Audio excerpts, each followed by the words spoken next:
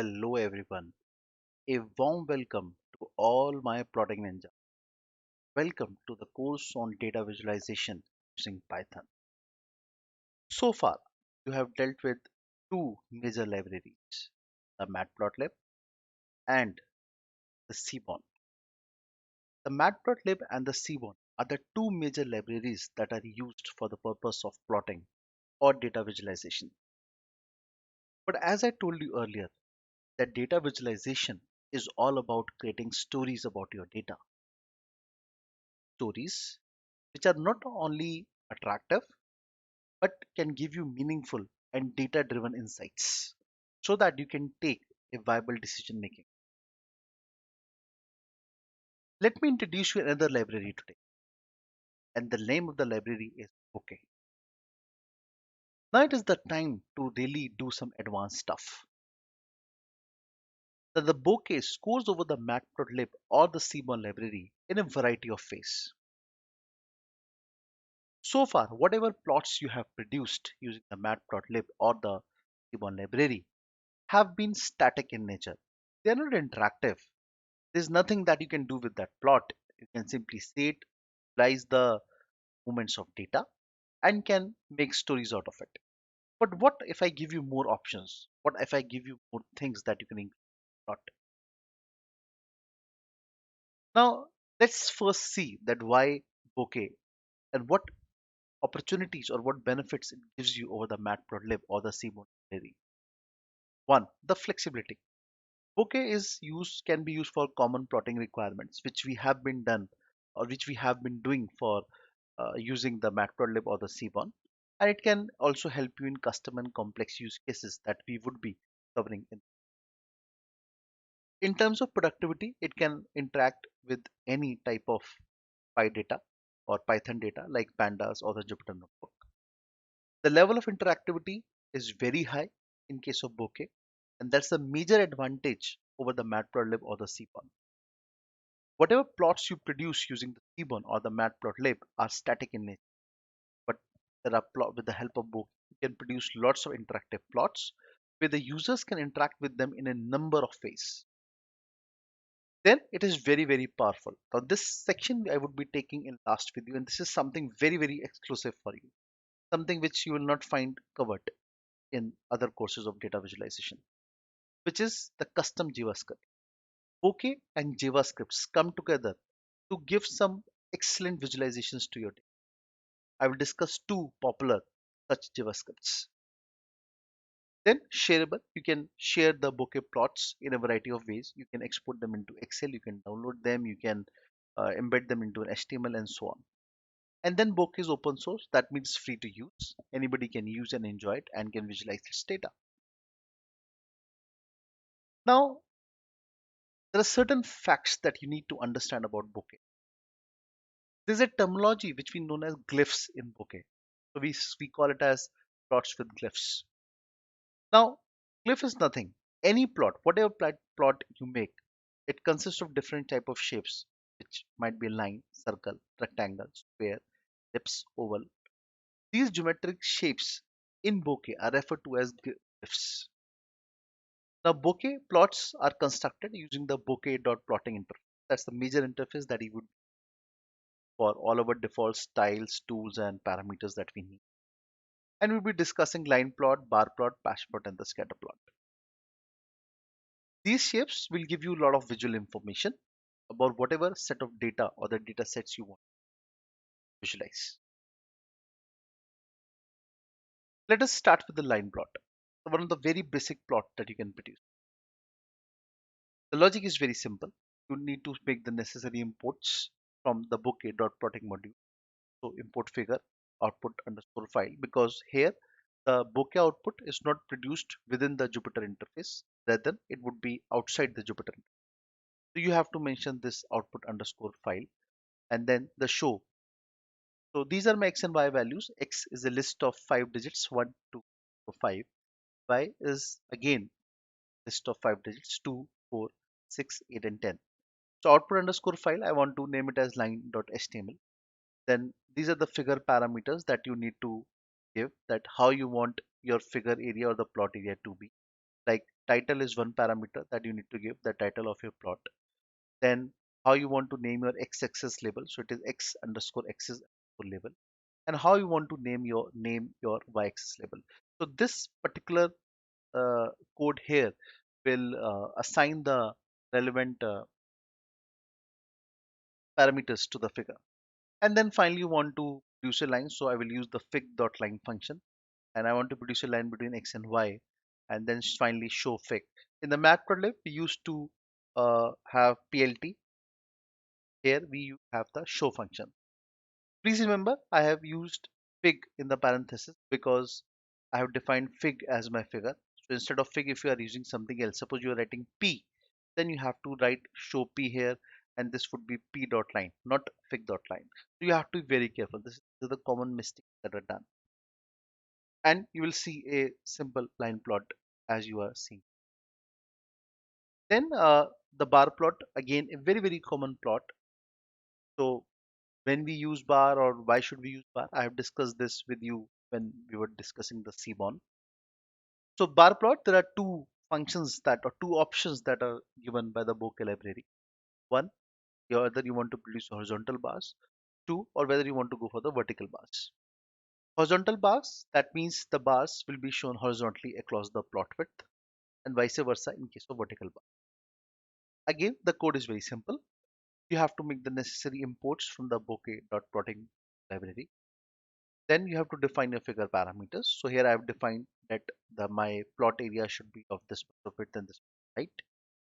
Then fig.hbar. Now since I want to use a horizontal bar, so I will use the fig.hbar function, and it is y in y equal to 246, or you only need to define the y values. Okay, and height left would be 0. I will tell you why. Right is 1, 2, 3.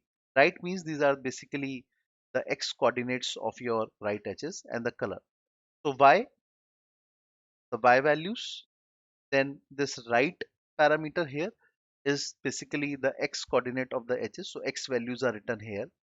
Okay. And this left is basically the x coordinate of the left edges. Now since you are making a horizontal bar, so left edges will not be there. That is why left is 0. Okay. And then height is basically the height of the vertical bar. What maximum height you want, that you can specify. If you want to produce a vertical bar, then it's quite simple. You have to simply change the function from fig.hbar to fig.vbar. Parameters would be reverse. Now here you will mention the x values, and the y values will be mentioned as top. Okay, so top here means the y coordinates of the top edges. Now since there is no bottom in vertical bars, so bottom is 0.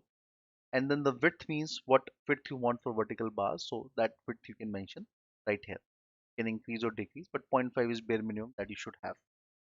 Okay, so little bit of change that you need to note here. So when you are introducing h bar, you need to specify y values, and your x values will be mentioned in the right parameter. When you are producing a vertical bar, your x values will be written here, and y values will be taken as the top parameter. Okay, and then you can show fig to produce the vertical bars. So this is how the bar plots can be done. Another interesting plot is the patch plot in Bokeh.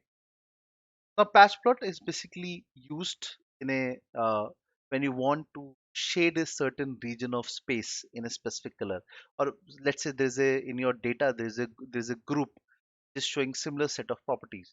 So you want to highlight that group, you want to fill that particular space with color, that particular region or that particular group with color. That can be done with the help of patch plot. Very interesting sort of plot, or plot functionality that is offered by Bokeh, and something which you should know for. But before we really go into patch plot, let's see the working of the three what we have done. So first we start off with the line plot. Okay, so we need to make the necessary imports. Then this is the defining the x and the y data which I have. From there the output I mentioned, because in Bokeh your plots will not be within the Jupyter interface, they would be outside the Jupyter interface. So you can mention anything here, any name, whatever you like. .html will remain constant. Then finally you come with the figure parameters. Okay, so you need to make mention the title, the x-axis label, the y-axis label, and then finally I want to produce a line plot. So I will say fig.line, line plot between x and y. So if I run this function and let's see what comes to us. So you might have this type of message. So you just need to simply click it, and this is the line plot. Okay. Now if you see carefully, if you visualize carefully, there's a toolbar on the right hand side, a default toolbar which will always be there in bokeh plots. And that is why I told you that the level of interaction that you can do with bokeh plot is simply awesome. This level of interaction was not available with the matplotlib or the c1 library.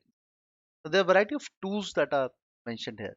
Like this is the pan tool. Pan tool is basically if you want to move your, if you want to move your plot here and there, you want to, a particular area, you can simply move your graph. Not done with matplotlib or the c. Then this is the zoom tool. If you want to zoom a particular area, let's say I want to see what is happening here. So I can zoom this area. I can see what is happening. It will show me the zoom figure. All right. Then I can save. This is another default tool. So you can save. You can save your plots. So much of level of interaction, and this is only these are only few options that you are seeing here, the default options of the bokeh plot. You want to customize it, you can customize it. There are many tools available in the bokeh.models interface that I would be discussing with you in the later part of this course. You can add more tools, you can remove the default tools, you can customize it lot number of ways depending on what level of interaction you want to do with it. And that's where the bokeh scores over the matplotlib or the c1 library. Then let's come to the horizontal bars. Okay, that's what we need to introduce. Horizontally, you need to first define the figure parameters, then fig.hbar. So y values will be defined and x values will be under the right parameter. And then finally show fig and run this. You will see a horizontal bar right there. Again, this default set of tool will definitely be there. Then if you want to go for the vertical bar, okay, so vertical bar. So again, the figure parameters, the fig.vbar. Now here you have to define the x values and the y values will be taken as the top parameter. Width 0.5, that means the width of bar that you want to showcase, which is very important parameter. And if you run this one, this code will find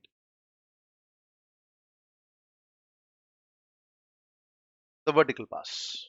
Okay. Again, the default tool is there, which will always be there unless and until you customize it or you remove it or you add certain more tools. But then that would be the later part of the show and so far. And then finally the patch plot that I will take it in the next session. So all the best, and it's time to really grab some advanced stuff and some beautiful stuff. Till that time, keep plotting and happy plotting.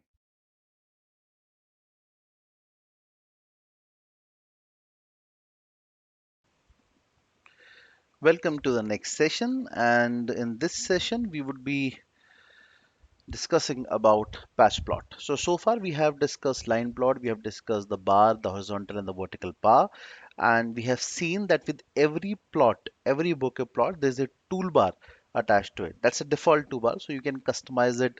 If you wish, you can remove things, you can add things. We'll talk about it later on. Now let us come to the next plot, which is being produced is the patch plot. Now this is something exceptional which bokeh helps you out. Now, patch is basically a region of space which you want to showcase. All right.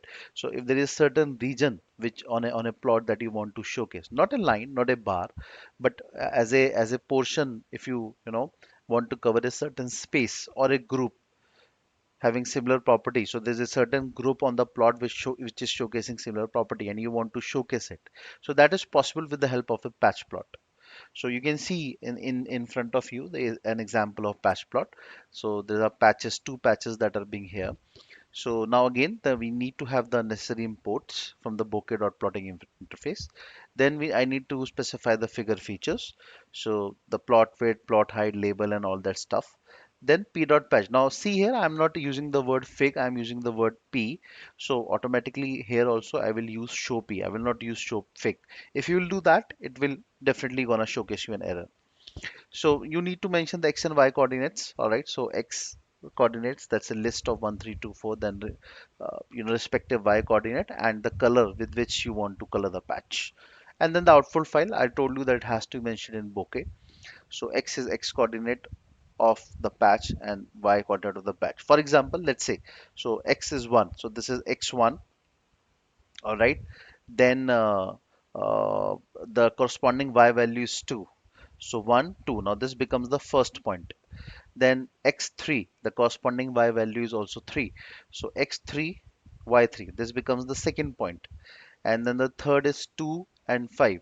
So x2, okay, and then the 5. So this is the third point right here. And similarly 4, 7. So here's the 4 and the 7. That's the next point. All right.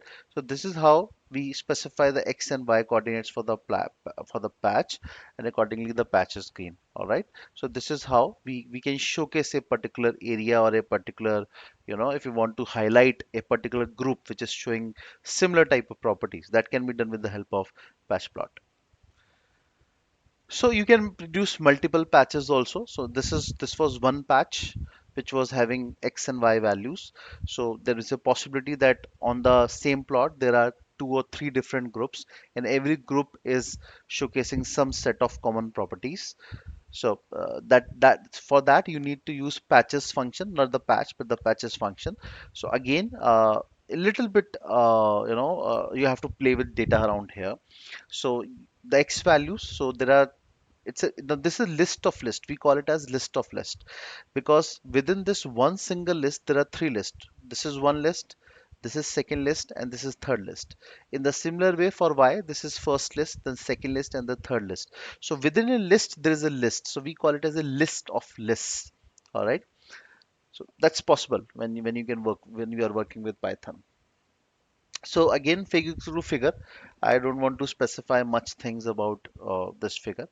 All right, the plot size and all that stuff, so it can take automatically according to the patch size. So again, the x and y values have been mentioned. For example, this is the first patch would consist of these x values and these y values. Okay, so the second plot will consist of these x values and these y values. The third patch will consist of these x values and these y values. So there are three patches, and you want them to color differently. So you have to, in the fill underscore color argument or the parameter, you have to specify. So red will be for the first one, then for the blue, and then for the black. Okay. So this is first. So 5, 6, 5 x 6 y. So this becomes my first point. Similarly 3, 4, 4, 2. So this will give you a triangle red color patch, and so on with the remaining two. 2, 3. So 2 on the x-axis, 3 on the y-axis. Then 4, 6. 4 on the x-axis, and then 6 on the y-axis. So this becomes the second point, and uh, so on 3 and 7. So 3 and 7. So this becomes the third point. Okay, and this gives you the blue patch. This is the second patch. This blue patch, and then this black is representing the x, these x values and these y values. Very simple. You just need to see how you want to specify the parameter, and it's all done. And that's the beauty of using Bokeh. Then the scatter mark. So, in Matplotlib or in Seaborn, you have come across the scatter a lot of times. Now, there is a certain additional thing or certain additional feature that Bokeh provides to you, and that is producing scat markers, the markers in the scatter plot or any type of plot, as a matter of fact. So there are different type of marker options that the Bokeh provides or the library provides, like asterisk, circle, circle X. For example, for the timing, if you see this scatter plot, it is showing you circles because here I have mentioned that I want the marker as circle. Okay, if I place, instead of circle, I place dash, diamond, or something like that, so these circles will be changed to that particular shape. So that's the beauty, or that's the feature that Bokeh provides to you, not available in the matplot or the Seaborn library as such. So again, fig equal to figure. So I'm leaving it on the library to accordingly decide the size of the plot area. Then fig dot scatter, that's the function I want to use. So the x and y values I have mentioned, and the marker is circle. So if you don't specify, then it will be dot. And then fill color gray, so you can specify what color you want to fill, these markers with. And then the output function, and then finally the show effect, and your scatter plot is right there. It's so simple, it's so simple. It's all on you, how you want to, or to what level, at what level you want to customize your plot. Area plots, another very interesting sort of thing which Bokeh empowers you with, is the area plot. The area plot, you can fill regions between two series that share a common index. So that means the index has to be common for both of that. Well, before we go into detail of area plots, let us first look into the our interface, how this works and what type of plots it will produce. So this is the patch plot. Okay, so necessary input, as I told you, whatever imports you want to do, that needs to be done. Then the figure parameters, what plot width you want, what plot height you want. If you want the function to decide, then you have to simple say p equal to figure, open and closing parenthesis. So let the plot do whatever they want to do. Then p dot patch, that you have to use. So x values and the y values and the color green. So I want the patch to be shown as green. And then finally the output file, and then the show p. Now why I have used show p here? Because I have not used the word fig, I have used the word p. So everywhere p is there, so you have to be very careful here. I have seen a lot of people doing this type of stuff, they mention p there, and in the lower down, as when comes for the show function, say they write something fig or whatever stuff it is. So that will not work. See, all right. And similarly, for this is for the patches plot. So let us see how the patch plot works. Let's run this patch plot function. So, and yeah, so now you can see again the similar type of tool is there, same functions, everything, and you can use these tools to visualize your graph better, to interact with it as you want. And similarly for patches, I told you that you have to specify list of list. So this is x and y values for the first patch, x and y values for the second patch, x and y values for the third patch. Three lists have been mentioned. Again, the figure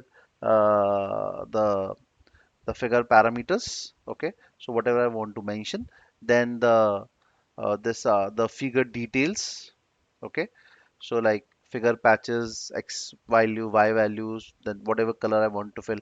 By default, red would be for the first patch, blue would be for the second patch, and black would be for the third patch. And finally, then I need to have the output and the show fig, and the patches would be there. So let's run. Let's see if it runs and what it produces.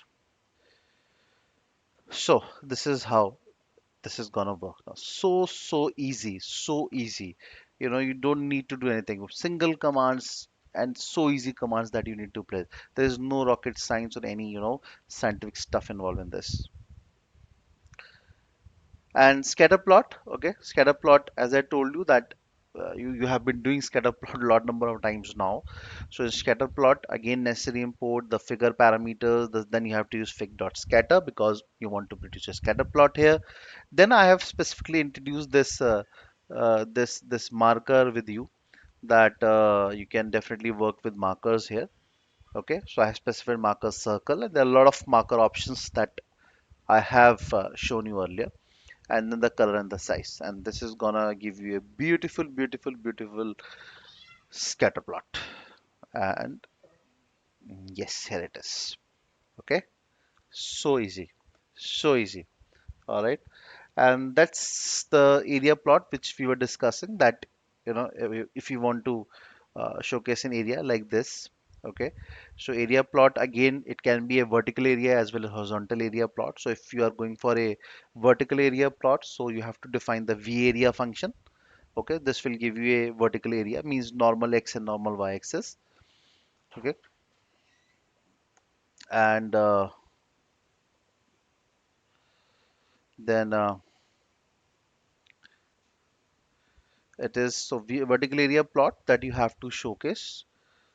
Okay, and this will mention you multiple values you have to mention here. like you have to mention two y coordinate values because you want an area. So it is not possible unless and until you will define two y coordinates. So one x coordinate and two y coordinates that you're supposed to mention. All right. So we'll look into this stuff further in the next session. And for this session, that would be good enough. Thank you.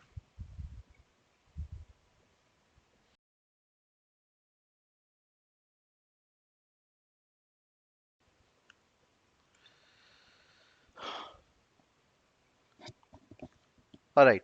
So in the last session, we were discussing about area plots, and I told you that if you want to draw area plot, a vertical area plot, then you have to determine one x coordinate value and two y coordinate values. So there you can see one x coordinate and two y coordinate values. So x is x, y1 is equal to y1, and y2 is equal to y2. So area plot is viable only when there are two y coordinates. So in case of you want to draw a vertical area plot, then you have to go with this two y coordinates. In the similar way, if you want to have an horizontal area plot, so the function is h area. In h area, there will be one y and two x. All right. Now, since you want your plot to be placed horizontally, then it's important that there would be two x coordinate values and one y coordinate values. Okay, so that you have to see how you want to represent your the plot in your presentations, or for decision making of a better visualization, that you have to think, and accordingly you can give the command for either the horizontal area or the vertical area plot. So that is right there, simple. Fig.h area is the command that you have to use. Okay, now since we are having two x coordinates here, so we have x1 and x2. Earlier we were having y1 and y2 in vertical area plot. Then let's talk about circle glyphs. Before circle glyphs, let us see the working of this vertical area and the horizontal area. So this is vertical area plot. So the necessary plotting, okay, imports that you need to do from Bokeh.plotting. Then these are the x and y coordinate values that you need to mention. Now since this is a vertical area, so there would be two y coordinate and one x coordinate. Then you need to define the fig.v area. So x equal to x, y1 equal to y1, and y2 equal to y2, because there are two y coordinates. And in the similar way, for an horizontal area, this is for the horizontal area. So we have, if you see, we have one y and two x coordinate values, and this will give you the horizontal area. So the function is h area here. So let us first run the v area function, and let's see what output comes. So that's the v area. Again, the toolbar is right placed at the same location. That's a by default setting. And then the h area, the horizontal area, where you have specify two x coordinates and one y. So if we run this, then we what we get is a horizontal plot. Okay, so you have to see how you want to showcase your visualization. So let's come back and let's move ahead to circle glyphs. Now, circle glyphs are very popular in Bokeh, and there are a lot of ways you can represent them. Like you can have a plain circles, you can have circle cross. So every inside every circle there would be a plus sign, or there would be a circle underscore x, which will provide a cross in the sense x cross through the center. Like for example, if you see this visualization, if you can see here, this is plane circles. All right, this is with the x mark or the cross mark, and this is with the plus mark. So different parameters you can provide, different the way you want to showcase, you can do that. So with the that is these are the circle glyphs. Okay, very exclusive feature of this bouquet. So circle glyphs, there are three, as I have mentioned. One is the circle, which will add a circle glyph to the figure. So you need x and y coordinates of its center. The center, see, you have to mention only the x and y coordinate of the center. The circle would be around that center, so you have to give the required dimensions. Then there's a circle underscore cross. So it would again add a circle glyph with a plus sign through the center. So that is a different. There would be a plus sign through the center. And then finally the third one is circle underscore X. So it would again made a circle glyph, and again there would be an X cross, not the plus, an X cross through the center this time. So three type of circle glyphs that one can go through. Okay, and accordingly all the three functions have been very well defined. So in the single figure only, I have placed all the three functions. So this figure is showcasing all the three, the plane circles, the circle with a plus mark in the center, and the circles with the cross mark or the X mark in the through the center as well. So again, the necessary import, whatever we need to do, needs to be done. Then the figure dimensions or the figure parameters, the label and all that stuff that you need to mention, or you can leave it on the graph as well. So again, plot dot circle. So it will give you the circles only. So you have given the required dimensions. Okay. So for the first circle, it is x1, y3. So you can say the center is x1, y3. For the second circle, the 2 and 7. So x2 and y7. This is the center. So the second circle is around this center. And third is 3 and 5. So this is how it is made. The size you have to mention, because because x and y, see, you are mentioning only the coordinates of the center of every circle. Okay, only the coordinate of the center of every circle. So what would be the size of the circle around it, that you have to mention, and accordingly the circle would be designed around that center. And again, you can give color specification as well, like for example I have given it red here. In the second case, you have dot circle underscore cross, so it will introduce a cross, any plus mark in the center. So again, you have to specify the center coordinates only. You have to specify the size, the color. All right. And alpha basically is for the darkness, the level of darkness that you want to showcase in the glyph. Okay, you increase it, the darkness levels will increase. And then the line width. Okay, what is the width of cross you want, that also needs to be mentioned. And then finally, the X mark. Again, you have to give the X and Y coordinates of the center. Again, I am repeating, these X and Y values are basically the center coordinates of every circle. Okay, again size, again color, we have mentioned green here. Again alpha factor, so that will the lightness, the darkness of the color, and then the line width, and then finally the show plot. Okay, so if you do that, this is what you will see. All the three type of circle glyphs that I have produced, I have placed in one single plot. Okay, and that really makes your, your plotting cool, very cool, as a uh, as I feel, actually. Then there's a lot of other things that you can produce. So before we move ahead, let's go into the interface and let's see about few about circle glyphs first. So this is for circle glyphs. Now, as I told you, that three things are viable.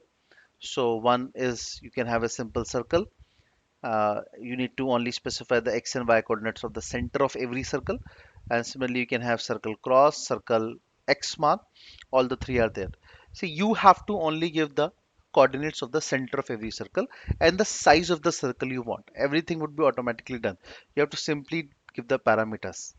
And see, that's where I discussed initially as well. That's the power of using Python. Python is so easy. It's such a general scripting, such general, English scripts you have to write. You only need to know the parameters that you have to fix. And once you know that, there is no rocket science that you have to, develop codes or write a very, functions or programming languages and all that, big sort of stuff. That is not there. And that is where uh, that's why Python becomes so popular in over a period of time. Okay, so that is how we can place a circle glyph. And so if I run this, we can see that we will get the required plot. The same plot I have showcased in the slides as well.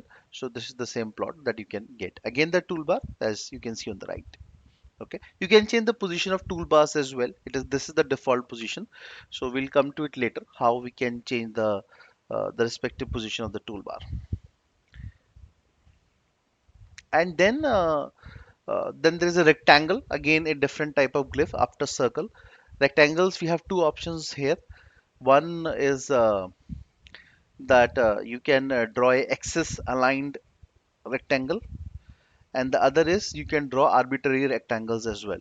So in case of arbitrary rectangle, which is on the right side, you can see in case of arbitrary rectangles, you have to specify the center point, width, height, and angle, and the rectangle would be formed accordingly. In the axis aligned, you have to specifically mention the entire detail. So, there would be a proper axis aligned rectangle that would be shown on your screen. So, we'll go into this detail in the next session. And till that session, keep practicing, keep plotting, and what I say, happy plotting.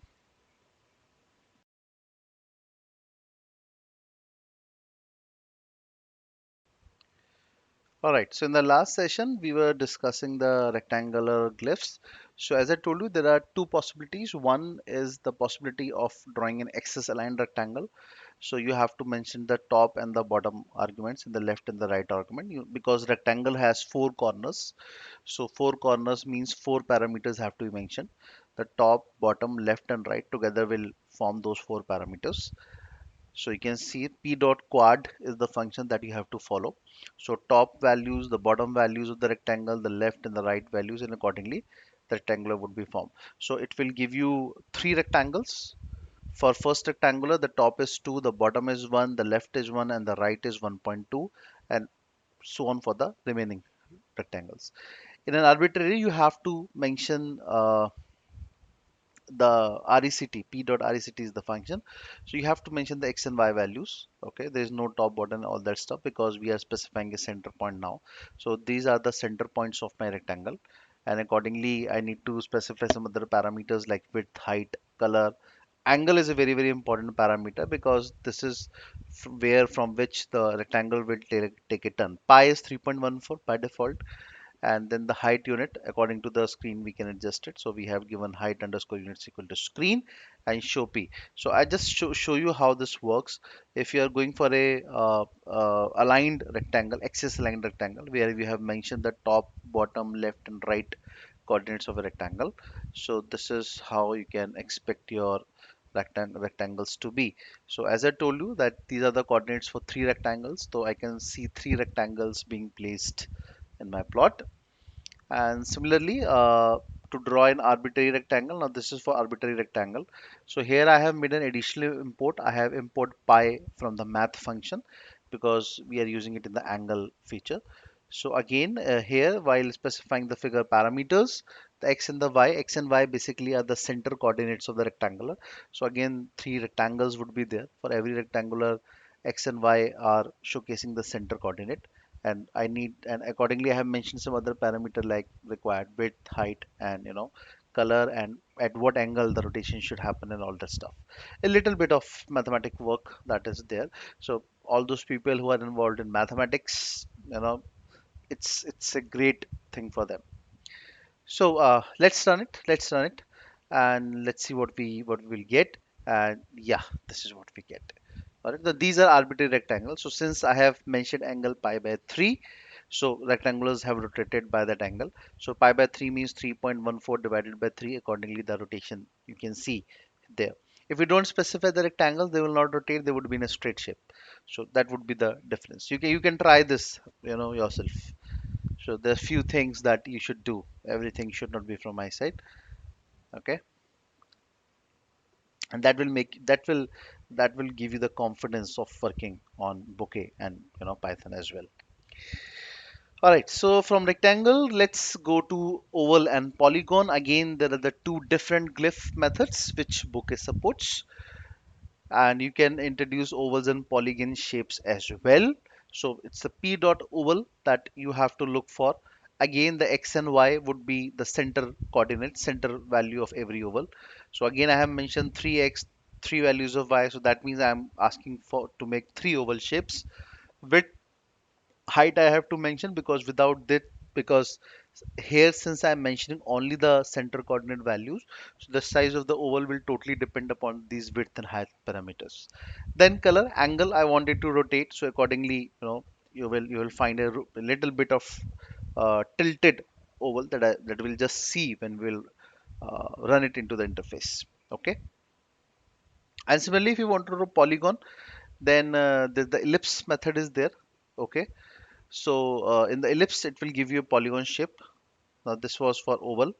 Okay, so in here, the only difference is that you have to use p dot ellipse, and more or less things are same. See, the ellipse takes the same properties as we have done for oval and rectangle above, but it will give you an ellipse shape rather than giving an oval or rectangle. It will give you an ellipse shape. Okay, so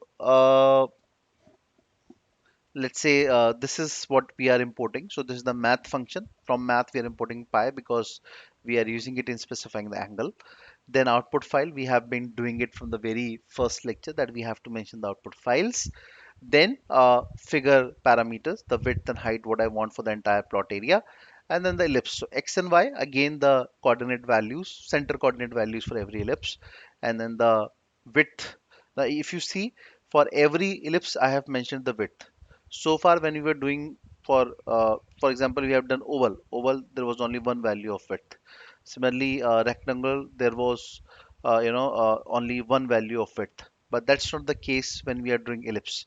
So for every ellipse, I have mentioned different width size and rest, angle, height, and the color. These are the HTML codes I have discussed with this in Matplotlib as well. So you can just go on to the Bokeh resource, and you can showcase, see there what all color codes are available.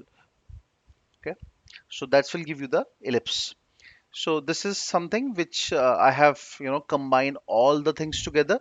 So in this one single code, I have taken rectangle also, oval also, polygon also, and square also. Square can also be there. So this is one single code, and all the four possible glyphs are have been, imparted in this. So let's do it on the interface. Let's do it on the interface. Uh, let's start with the this rectangle is done. So okay, let's do with the oval. Okay, now this is for oval. So this is the required import that we have done. Okay, so this is the figure parameter, and now this is p dot oval. So I have mentioned the required center coordinates for x and y, the required width, height, color, angle at which I want to rotate, so that it can give me that nice little oval shape. All right, let's check it out. Let's check it out. Yes. Again, you can see the tilt. This tilt is basically because we have specified the angles. Okay, let me remove the other plots that we are done with. So, it's tilted because I have mentioned the angle here. So if you don't mention the angle, it will not be tilted. As simple as it is. That's what you need to do. Okay, so that's the ellipse that sorry, oval that we have do. For ellipse, you have to use the p dot ellipse function. The difference is you have to mention the width for every ellipse, which was not the case with oval or rectangle that we have done above. So if I run this one, this particular one, dot p dot ellipse. So let's see how this comes out. Yeah, so you can see these are the ellipses that have been mentioned. These are not ovals. Okay, so now they're of different width. This its width is different. Its width is different. Its width is different. If you will mention one single width, then all the three would be of same width. But since I want them to be of different widths, so I have specified different widths. The same type of customization you can done with ovals or the polygons above as well. All right, so it is not like that it cannot be done. So you can customize it, and the way you want to showcase. Okay, I hope it is clear. And this is the combined one where I have taken the four. This is for rectangle.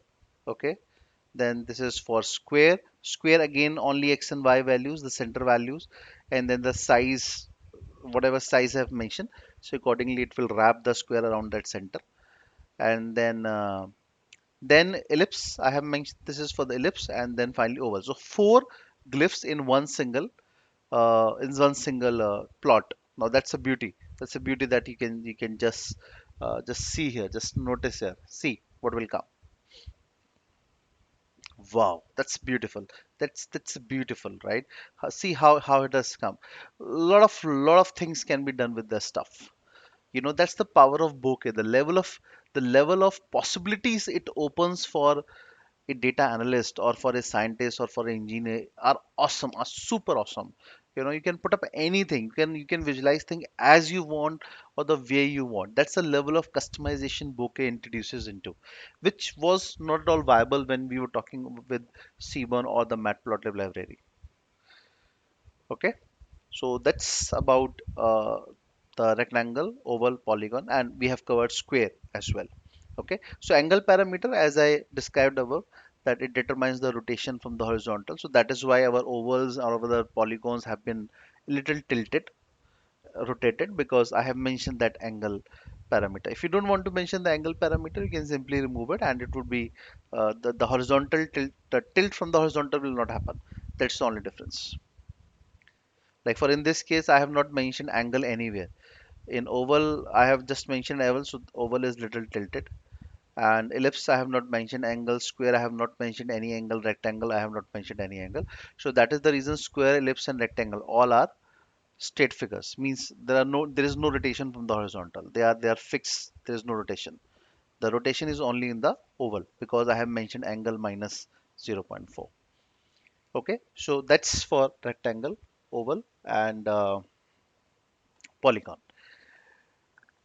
Uh, Moving ahead, we'll come on to again very interesting session, which is for wedges and arcs. Let me mark you an introduction on wedges and arcs. That is again one of the most powerful feature of using bokeh. Introducing arcs and wedges in your plot. There's not much difference between wedges and arc. They are more or less synonymous terms with a little difference. So wedge is basically a filled arc. So if an arc is not filled, it's an arc. If it is filled, it's a wedge. As simple as it is. So arc method, it draws a simple line arc.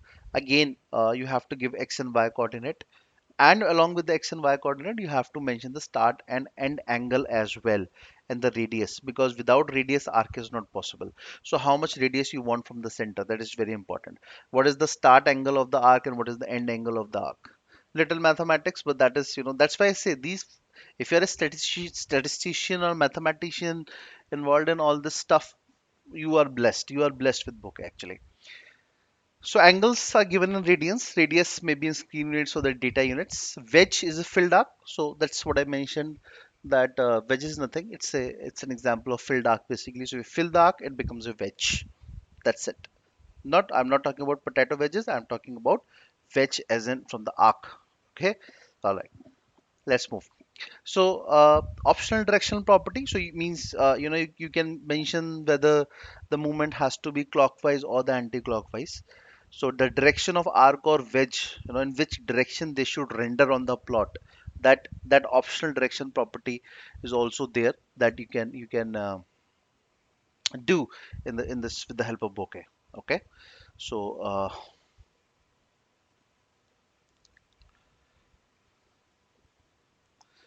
all right. So this is what we're gonna do. The necessary import of from the bokeh.plotting interface, the figure parameter. Now this is p.arc. This will introduce the arc. So again, x parameters have been there, y parameters are there. Again, since I'm mentioning three values, there would be three arcs. Then I'm mentioning the uh, required radius. Okay, start angle, end angle, very important, and the color. Okay. If you want to do wedge, as I told you, in wedge you have to fill the arc. Okay, so I'm picking the same parameters as above.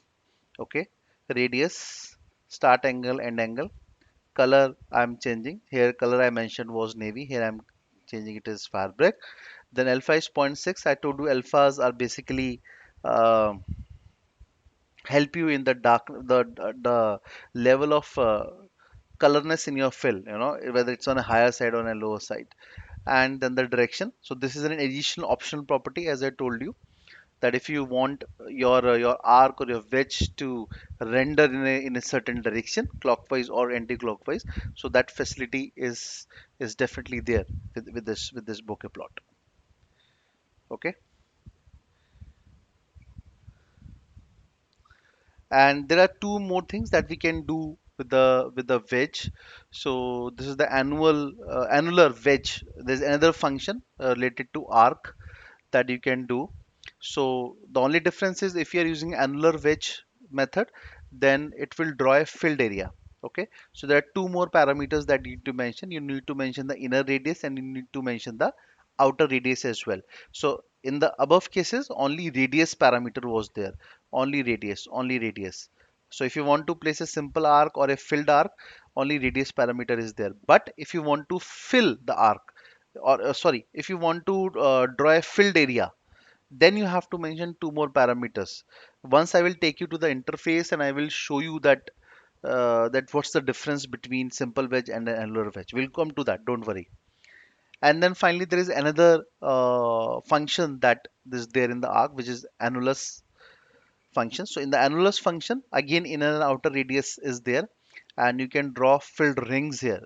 Okay, so filled rings are there. So you have to use p dot annulus again. So these things might look similar to you, but once I will take you to the interface and will showcase you how this works, you will actually be able to understand that what's the difference between all the four things. Okay, so simple arc, that's one case. Then wedge is a filled arc. Then annular wedge, which gives you a filled area, it will take two more parameters. And instead of annular wedge, if you take the annulus glyph method, then it will take few more. The parameters will same, but the way the plot is represented will be different here. Okay, so we'll come to that discussion in the next session. Till that time, keep revising, keep plotting. Thank you so much.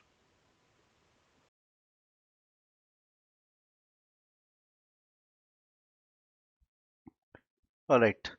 So in the last session, we were discussing the wedges and arcs. So I told you that an wedge is a filled arc. Okay. And there are four ways or four modifications that we can do to an arc or a wedge. So this was for introducing an arc into the plot. This was for introducing the wedge. So if you fill the arc, it becomes a wedge. Then we discussed two more possible modifications. One is the annual wedge. Annular wedge would introduce a filled area as well.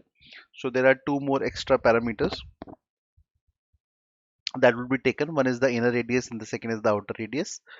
And then finally is the annulus function. So which will give you filled rings as well. Now let's see what this difference is all about. Let's practically visualize it. So this is for simple arc. This is okay, x and y coordinate, center coordinate, radius specified, start and end angle. So let's see what comes out. So yeah, there are we.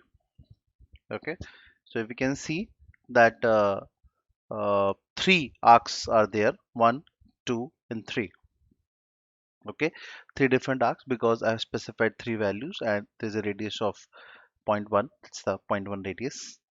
Okay, and then this is for wedge. So I told you that wedge is basically a filled arc. So there are some extra parameters like direction we have given. That's an option that if you want to mention direction or not. And then this alpha is an extra parameter because I want to fill this arc. So I have to tell what is the level of or the darkness levels of the filled area. Okay, so let's see how it comes. Let's see how it comes out. So this is how, see, the arc is now filled.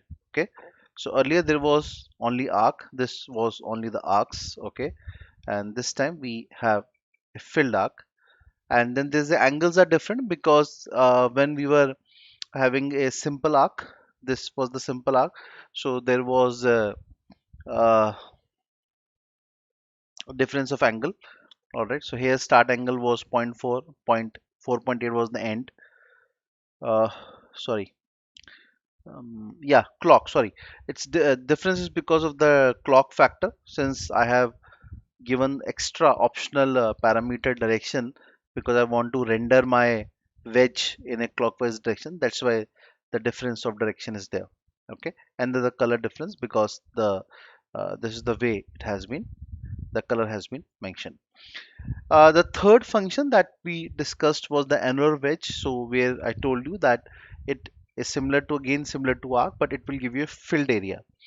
So there are two more extra parameters that we have put up. So the parameters are the inner radius, that's an extra parameter, and the outer radius, that is again an extra parameter.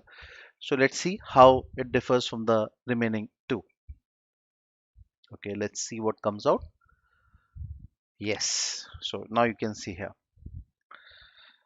See this, it's a filled area. All right. So filled area, I have mentioned the inner and the outer radius as well. So since inner and outer radius have been mentioned, so accordingly, if you see how the inner and outer radiuses are there, if you compare this, these three arcs, the very first plot, simple arcs, and this, the direction is same for all three. This is a simple arc. This is an annular wedge. So where I have, it's giving me a filled area, and this was a simple wedge. Okay, this is a wedge, filled wedge. Since I gave an additional option of clockwise direction, so it has become a little tilt. The shape is different. This is an wedge. The shape of wedge is different than arc. Okay, and if you see here, this is a proper arc. And then finally, the fourth function that we have discussed was the annulus glyph. So where I told you it will give you the filled rings. Okay, let's see how this function differs and what different plot it will give to us. See, now it's a complete one. Can you see this? This is a complete one. It's not half. It's completely filled, and complete circle out is there. See, all the three arcs completely filled. So this is giving me a filled ring. That's what we specified, that if you use annulus, it will give you a filled ring. So, instead of arc, the arc has been extended further to form a ring. So when you're forming a ring, the inner and outer radius is obviously there. So that we have mentioned. Okay. So this is simple arc. This is wedge. This is annular wedge. So there's a filled area with inner and outer radius, and this one is your ring.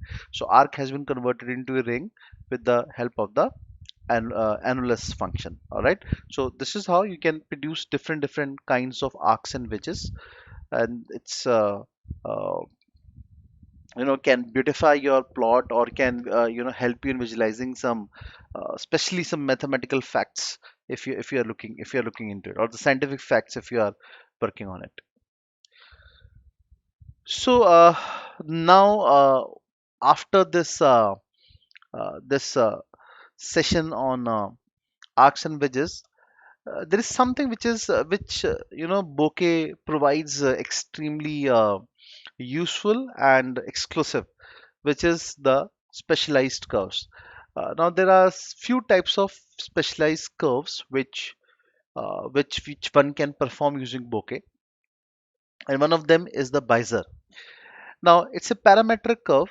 It's very well applied in the area of computer graphics, and this specialized curve, or the Bezier curve, it is specifically used for designing of computer fonts or the animations. So the different fonts that you see, the Times New Roman, Arial, according to whatever font you choose, the shape of the text changes. So Bezier is one type of application, that is a specialized curve, that is you know helps in designing these fonts or the user interfaces that you see, or for smoothing the cursor trajectory. If there's a trajectory graph, you are, let's say, in space functions, you are analyzing a trajectory. So if you want to smooth it, then Bezier curves are very useful. So it's the application of Bezier is very well known and acknowledged in such industries. Then vector graphics, Bezier curves, they can model smooth curves that can be scaled indefinitely, so they can help in smoothing the thing. And then there is a term path, which is very much used in Bezier curves. So it's a combination of linked Bezier curves. So when many Bezier curves are linked together, then a path is formed. So we call it as a path. The technical name is path here. And then the Bezier function. This is how we use the Bezier function: Beizer, and then the open and the closing parenthesis. So Bezier is an extremely useful and high-ended specialized curve that is possible with the help of the Bokeh library. Uh, Now to draw a bezier, there are a lot of parameters that needs to be defined, a lot of control point. We call them as the control points, ending points, and the starting point. So there has to be a starting point of the curve, there has to be ending point of the curve, and then there are control points which will control the movement of the curve in the plot area. Otherwise, it would be indefinite. That's what I said here, that they can be scaled indefinitely. One of the major usage of Bezier curves is that they can be used to smooth curves, and that then scaling can be done indefinitely. So if you want to stop that indefinite, you have to mention those control points.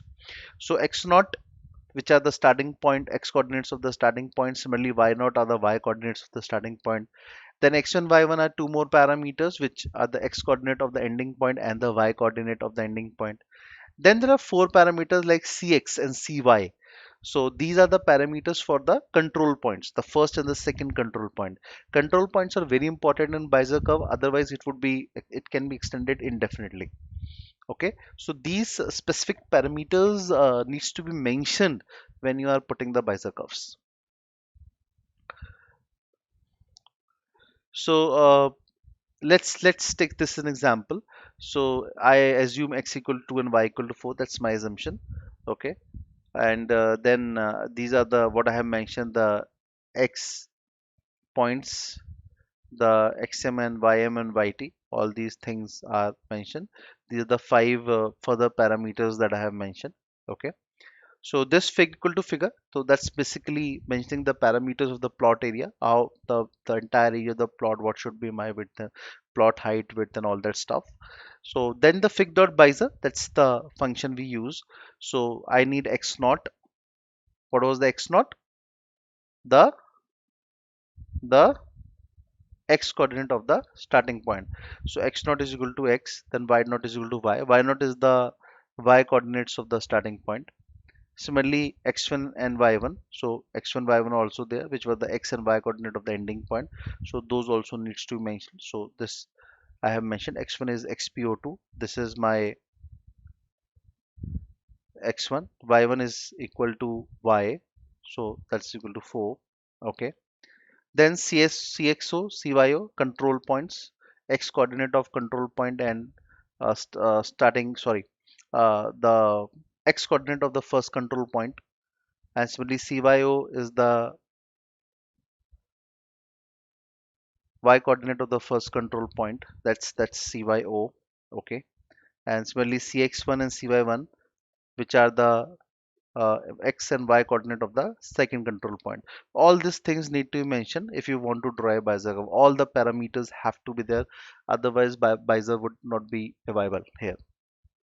When you can have some additional parameters like line underscore color, so what color of line you want and the width of the line, and then finally the show effect. And this is your Bezier. Okay, you can see this is how the Bezier works. So x naught was equal to x, so which is equal to 2. So you can see the starting is at 2, and y naught was equal to y, so y was 4. So the first point is 2 and 4. Okay, this was the x coordinate of the starting point and the y coordinate of the starting point. So my starting point is x not equal to x, that is 2, y not equal to y, that is 4. So x 2, y 4, this is my starting point. Okay, and similarly our ending points were x1 and y1. Okay, so x1 I have mentioned, which is this x plus zero point 0.4, and y1 I have also mentioned. So accordingly I can design my ending point as well. Okay, so this is very important, how you basically do that, where you want to place the end. That end is very important. Okay, so accordingly these parameters have to be fixed, and this Bezier curve would be right there in front of you. So you can variate these parameters, and different fonts can be decided, can be designed for your computer graphics. And that's where the major application of Bezier actually lies. uh, Instead of Bezier, you can have a quadratic shape also, so it will add a parabola glyph to it. So in a parabola, these are the parameters, again almost same parameters, except one or two differences. That cx1 cx1 control points are not required. Cx1 cx1 x control points are not required in a quadratic. So we have not mentioned the entire command is same what we have given in Bizer here, except that CXO and CX1, the control points for this the X coordinate of first control point is not there. Okay, and the X coordinate of the second control point is also not there. So control points for X coordinates are not required. Rest all the things are same. So instead of Bizer, it will give you a quadratic shape. That's the difference, a little bit of difference that you need to introduce if instead of Bizer you want to put up a quadratic shape onto your plot. So setting ranges will come later. Let's see how the things go in the Jupyter or in our interface. So we are going with the Bizers. Okay, let me mark it as a heading for your clarity. So Bizer. So this is the simple command for Bizer. Okay, all the control points have been mentioned. X1, Y1, X0, Y0, CXO, CX1, CX, CY1, CY0, and all that stuff. And if you run it, you get your Bizer. Okay, these are the starting control point, ending control point, and all that stuff. Quadratic, if you want to introduce, the only changes that two parameters have to be removed. So CXO and CX1, the X coordinate control points are not required. So in that case, it will give you a quadratic one. Okay, so this is for the quadratic. Let's run it and let's see how this comes. So if you see it carefully, this is what we get. Okay, the quadratic shape. All right, so that's good enough in this session, and all the best and happy plotting.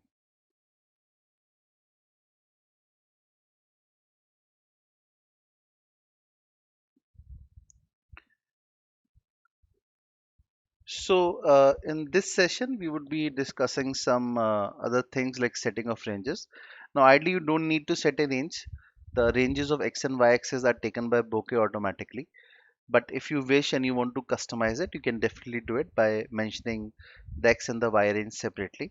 So this can be done with the help of range ID function. Okay, for example, I want to define X range. So I have defined X range equal to range ID 0 to 10. That means my X-axis range should be between 0 to 10. So, okay, I can do that. And then when I will call the figure or when I will design parameters for my figure, I can give X underscore range equal to X range. That means I want my X-axis to be ranged like this, and accordingly a customization can be done. Otherwise, you don't need to do that. There is no need to take that pain unless and until you want to really do it for some very specific purpose. So now there's another very advanced stuff that is provided by Bokeh, which is different types of access. So ideally we define three types of access: categorical access. So in categorical, one has to be uh, a categorical variable, okay, not a numerical, a categorical variable. Log scale access. So log scale access are used if there is a power law relationship between X and Y. So there are two X and Y series, data series, and if there is a power law relationship between them, so then this type of access is viable or should be used ideally. Okay, so you can use log scales on both the axes or you can use log scale on one of the axes as well. So it normally happens when one of the series is increasing in an exponential manner. So one series, the data of one series is showcased in a linear manner and the data of another series is it in exponential manner, then in that cases log scale is preferable. Then twin axis, we have done this in matplotlib as well, that you can introduce y-axis, two y-axis. Okay, there would be one x-axis and two y-axis. Now this is normally advisable when there are two data series and there's a lot of range difference between the series. For example, we took an example in matplotlib, so where I told you that okay, the HDFC Bank price was between going to 1000 as well, and the ICICI was rotating between 300 to 500 and all that stuff. So the scale differences are very large. If you will not take twin axis, what will happen? It would be too much of mess that will be there in the same plot. So it's advisable that two different y-axis are taken. One y-axis will reflect for one data series, other y-axis for the other data series. And obviously the scaling for both the range for both the y-axis would be different. and it is automatically taken by the software, or you can define if you want, as discussed above. So categorical access, so which can plot a categorical variable as well. Okay, but there is a little condition that you need to specify a factor range. We'll discuss later when we'll do the categorical access in detail. Log scale is advisable when one of the series is increasing exponential and the other is linear. And then the twin axis when there are two different data sets and the range is quite different for both of them, then it is advisable that two different y-axis should be used for both the data. So we have done this in Matplotlib as well, the twin axis funda. So let's go ahead with the categorical access as well. So categorical access are introduced when there is one categorical variable and one numerical variable. Okay, so one variable has to be categorical. The only difference is that there is a way out in which that categorical variable has to be taken into consideration. Like for example, this is langs. Langs is my categorical variable which holds value C, C++, Java, Python, PHP. These are the five values it is holding. It's a list basically. So now this is a categorical variable. Langs is a categorical variable because it is not containing any numerical data. It is containing text data. Okay, it is containing strings. So therefore, it's not a numerical data. It's a string data. It's a categorical data. Okay, so now what I will do here is, so when I will call my figure function, so fig equal to figure, I will say x underscore range equal to langs. That means I have to specifically tell the function that one of my data or one of my data variable is string in nature or it is categorical in nature. So this is the way it is done, x underscore range equal to langs. Now I have used x underscore range because I believe for the timing and assuming that this data would be used as a for x-axis. So that's my assumption that this data which I have mentioned here, it is used as a string for x-axis. So since it is used for x-axis, so I have given x underscore range equal to langs. Okay, telling the function that I am assigning a categorical variable. That is how you need to proceed if you want to go for categorical access. Categorical access means on the x-axis I want to introduce the categorical variables, not the numerical points, the categorical points. So for example, if this is the scenario, I want to plot a bar with the help of categorical data. So this is my categorical variable, this is my numerical variable. Okay, so on the x-axis I want the categories to be placed. If I want categories to be placed on the x-axis, then I have to define x underscore range equal to lang. So this will tell my function that when you will draw my figure, my x-axis should be as per my categorical variable, not my numerical variable. Okay, and then finally I will call v bar because I want a vertical bar. We have discussed in the initial sessions. X equal to langs here because we are placing a categorical variable, and then top is equal to student. I told you that in vertical bar y is basically recognized as top, so top is equal to student, and width 0.5. Width means the width of these bars. What would be the width of these bars that you need to specify? So 0.5 width of every bar, and this is the plot that will come to me. Okay, so this is where I have used a categorical axis. X-axis is categorical in nature. Okay, and this is how you need to proceed if you want to go with a categorical data. There is another customization that you can do here. You can color each bar differently. So you have to define colors, whatever colors you want to put. So since I have 5 bars here, so 5 colors I have defined: red, green, orange, navy, and cyan. And once you will prepare a list of colors, then again I will call my vbar function x equal to lan. Now there's an additional parameter that I am mentioning here, which is color equal to calls. So calls is basically nothing, it's a list of all the colors that I have mentioned for every bar. So my first bar would be red in color, my second bar would be green in color, orange, navy, and cyan, and so on. Okay. You can stack the bars as well. Now there's an additional function which Bokeh provides of stacking bar. It can be in the vertical form also, it can be in the horizontal bar form also. So if you are to use a vertical form, then you have to use v bar underscore stack. If it is a horizontal form, then you have to use h bar underscore stack. All right. So if you see the diagram here, they have been stacked above each other. Okay, the same thing you have faced in seaborn plotting as well, and the same type of feature is available in Bokeh also. Okay, so again, plotting is little different. The way of plotting is little different. In seaborn, it was quite a different way out. Here, it is quite a different way out. So you have to notice those differences because the parameters are different. The way it is put up is different. So I have mentioned here two things. One is my product, okay, computer, mobile, printer, the three products which I am holding, okay, and then the months, which is January, February, and March. Then sales I have mentioned. Now this is a dictionary. I have in the initial sessions I gave you a short introduction to dictionary list and all that stuff also. So you see curly brackets. Curly bracket means I am talking about dictionary. Dictionary means there's a key value pair. So products is my key, which is holding the products detail. So my products are computer, mobile, printer. Then January is the key, and it is holding the details of my sales, which is 10, 40, and 5. So for computer, the sale is 10. For mobile, the sale is 40. For printer, the sale is 5. And similarly, there are for February, and similarly, I have defined it for March. So products, January, February, March are my keys, and every key is holding certain value. Okay, this is how it is, how the dictionaries are defined. So that's the beauty of dictionary. In a dictionary, you can combine a lot of things together. You don't need to write multiple commands and multiple things one after the other. Then colors I have defined. Okay, different colors I have defined. Then fig equal to figure. Again, X range is my product because I want to produce a categorical axis.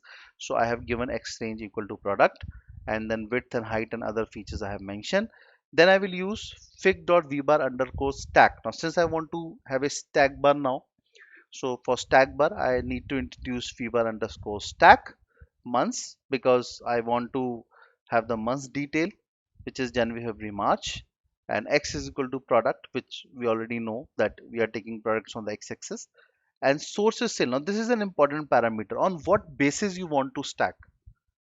So you want to stack your product data, your product detail with the sales factor. Okay, so how much were the sales of computer in January? How much were the sales of computer in February? Computers in March?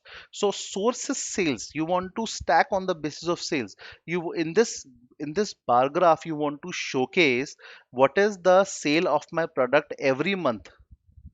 Okay, sale of mobile every month, sale of computers every month, sale of printers every month. The source is sales. This is the basis on which I want my bars to be stacked. So I have given three parameters here: the months, x-axis, okay, the products, x equal to product, because I want to showcase what is the sale of my product, okay, and then source is equal to sale. This is the basis on which I want my bar to be stacked, and color equal to call. So colors I have already defined, and width equal to zero point 0.5.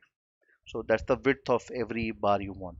So you see it has been stacked. Okay, computer sales for the month of January, February, and March, stacked one over the other, stacked one over the other, stacked. This is for printer sales in January, February, and March, stacked one over the other. This is how you can showcase the in the form of vertical bars. Okay, and this is another difference. If you don't want to stack, okay, rather than you want to show it like this, okay, in this way there is no stacking. It's absolute for every month. Computer sales in January, computer sales in February, computer sales in March, and so on for mobile and so on for printer. So again, this much data is exactly same. There is no change in this data, but then there is a vbar function that I have introduced thrice. So for computer I have to introduce once, then to showcase the sales of mobile I have to use this function again, then to showcase the sales of printer I have to use this function again. So vbar function has been used thrice. Once to showcase the sales of January, second to showcase the sales of sorry, once the vbar has been used to showcase the sales of computer in January, February, and March. Then again, vbar function has been used to showcase the sales of mobile in the month of January, February, and March. And similarly, the third time, the vbar has again being introduced to showcase the sales of printer in the month of January, February, and March. Okay, so three times I have to use the vbar function. Every time it is for different product. First time the function is for computer, the other time it is for mobile, and the third time it is for the printer. I have used a dodge function here. Okay, since I don't want it to stack like this, okay, or show like this, so I have done it like this. So dodge products, again, this is my underlying base. Okay, and 0.25, this is basically the gap between each group of bar. You can see that between every bar there's a gap, so this is the gap which I have mentioned. Okay, how much gap I want. The range equal to fic dot x range. Okay, then top is equal to January. I want to start with this is basically we'll do it for January, then this is for February, then this is for March. Okay, so a lot of theory stuff in this session. We would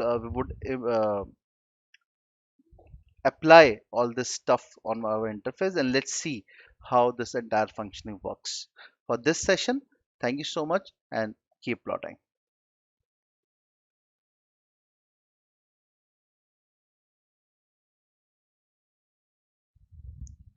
In this session, we would be taking further the logic of twin axis, something which we have already done in Matplotlib also. So the logic of twin axis is very simple, that you want two Y ranges. One Y range would be for describing the relationship between one data set, and the other Y range for describing the relationship between other data set. So let's say I have three data sets with me: the X data set, the Y data set, and the Y2 data set. All right. So X data set is different, Y data set is different, and Y2 data set is different. I want to plot the relationship between X and Y and Y2 in the same plot area. Okay. So now what I want to do, I want to use the twin axis methodology. So one y-axis would be explaining the relationship between x and y data, and the other y-axis would be explaining the relationship between x and y2. All right. So I want to have two plots in the same plot area, one between x and y, the second between x and y2. Now to add the plot between x and y, I need to pass on this function. So fig equal to figure, the title and the range. So my first y-axis should have range between -1.1 and 1.1. And on this axis, I want to plot a line plot between x and y. Okay, between x and y with color equal to red. Now for the other plot, which is between x and y2, I want to first add an extra y range because we are using twin axis methodology. So now to add an extra y range, this is the function you want to pass. The next range, the other range you want to mention is y2, and the range ID, I have explained the range ID concept earlier also, that range IDs are used to add the range of the axis. So this other y axis has to give me or I want the range to be between 0 and 100. And once I have given the y range, then I need to add the y-axis on the right hand side. So I will use the dot add layout function. So fig dot add underscore layout. So I want a linear axis with y range name as y2 and on the right hand side. Finally, once I have added the extra y-axis or the additional y-axis on the right hand side, now I want plot the new line glyph between x and y2, and this will be the following function: fig.line x y2. This is the second plot that I want to place in the same plot area with a color blue, and I want to name the y range as y2. As simple as it is. Let's say, for example, this is a similar example above. So I have placed all the things together in at one single place. So I want to place the X series using the arrange function. The arrange function will, this means there are three parameters that you can see here. This function returns evenly arranged numbers. So the range numbers would be between this and this, these two parameters, -2 into pi and 2 into pi. So this function would give me evenly spaced numbers between these two parameters, and the difference between each value should be zero point 0.1. That's how this function works. Y would produce a sine series of x values. So whatever would be the x, y would be the sine series of x. And y2, I have used the line space function. So I want to produce numbers between 0 to 100 and length equal to y. So that means the total number of points that I want to produce would be equal to the length of this y variable. That's the length function. Then once I have set up my data, I want to import the necessary functions or the parameters. So from bokeh.plotting interface, I would make the necessary imports.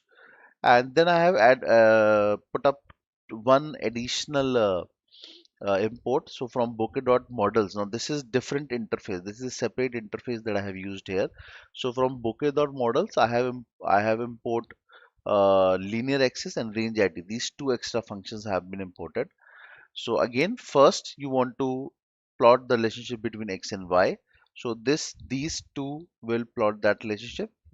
First, you have to define the figure parameters, the title or width or plot area, height if you want to specify. Otherwise, the the function will take it itself.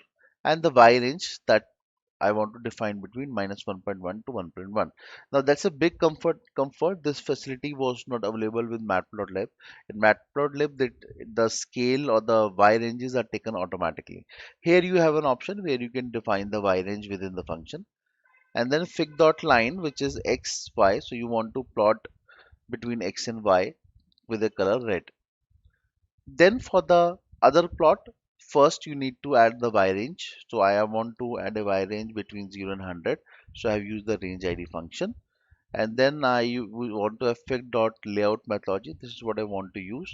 So I'm adding an additional y-axis with the range name y2 and right hand side.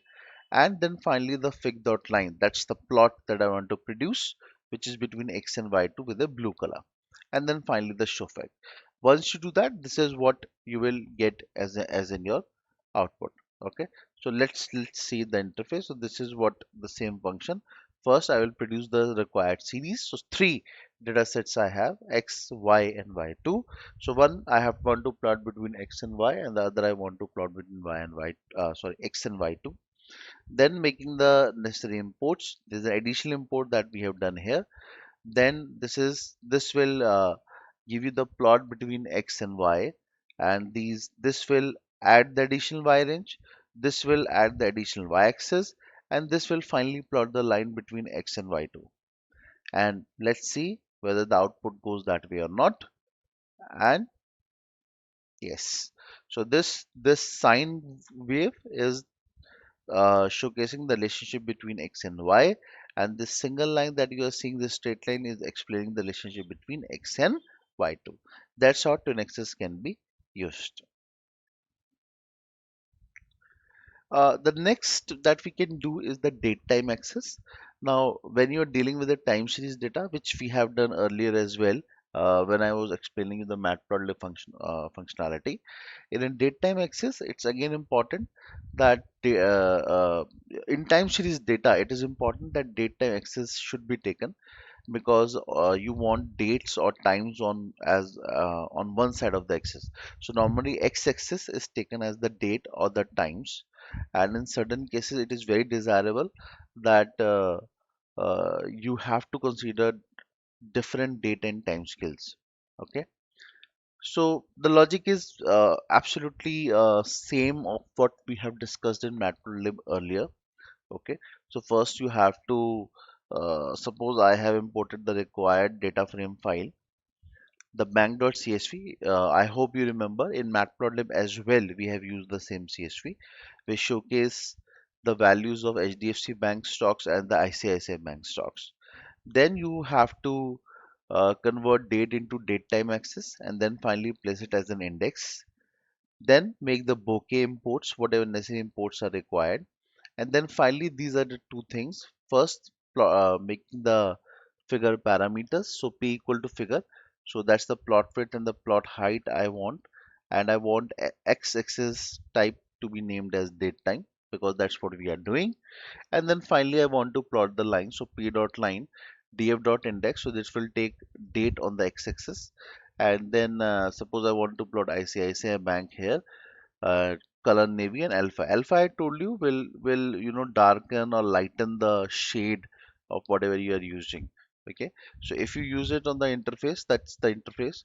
Okay, so this is the necessary import or loading the data frame file, and then these two, the first will set the date to date time uh, and the second would uh, convert date into the index. Okay, it will set dates as the date column as the index column, and then finally making the necessary bokeh imports, and then you need to define the figure parameters, and then finally you need to plot the line. Once you do that, what you get is a typical time series plot, and this is how it works. Now, if you compare it with the matplotlib, the same thing we have done in matplotlib, if you compare the two plots, the way two plots have been represented, the matplotlib one and this one, you'll find a wide array of difference. This is too interactive. Now, with the help of these tools, you can interact with this plot. You can focus on one single area as you want. Now, this functionality was not available with matplotlib. Moreover, if you don't do anything, if you just visualize this plot like this, the clarity is much more as compared to the to a matplotlib figure. So there in matplotlib, if you want to increase the figure size, then you have to give a specific parameter. Here you don't want it. The bokeh will automatically, you know, uh, uh, will make it interactive with the help of these tools. So these tools were not available with the what we have done in Matplotlib or the Cbon. So that's where the bokeh empowers you. It empowers you with a lot of extra stuff that you can use. All right. So even as this is how what you can see. Okay. So this is the plot of ICICI Bank. Okay.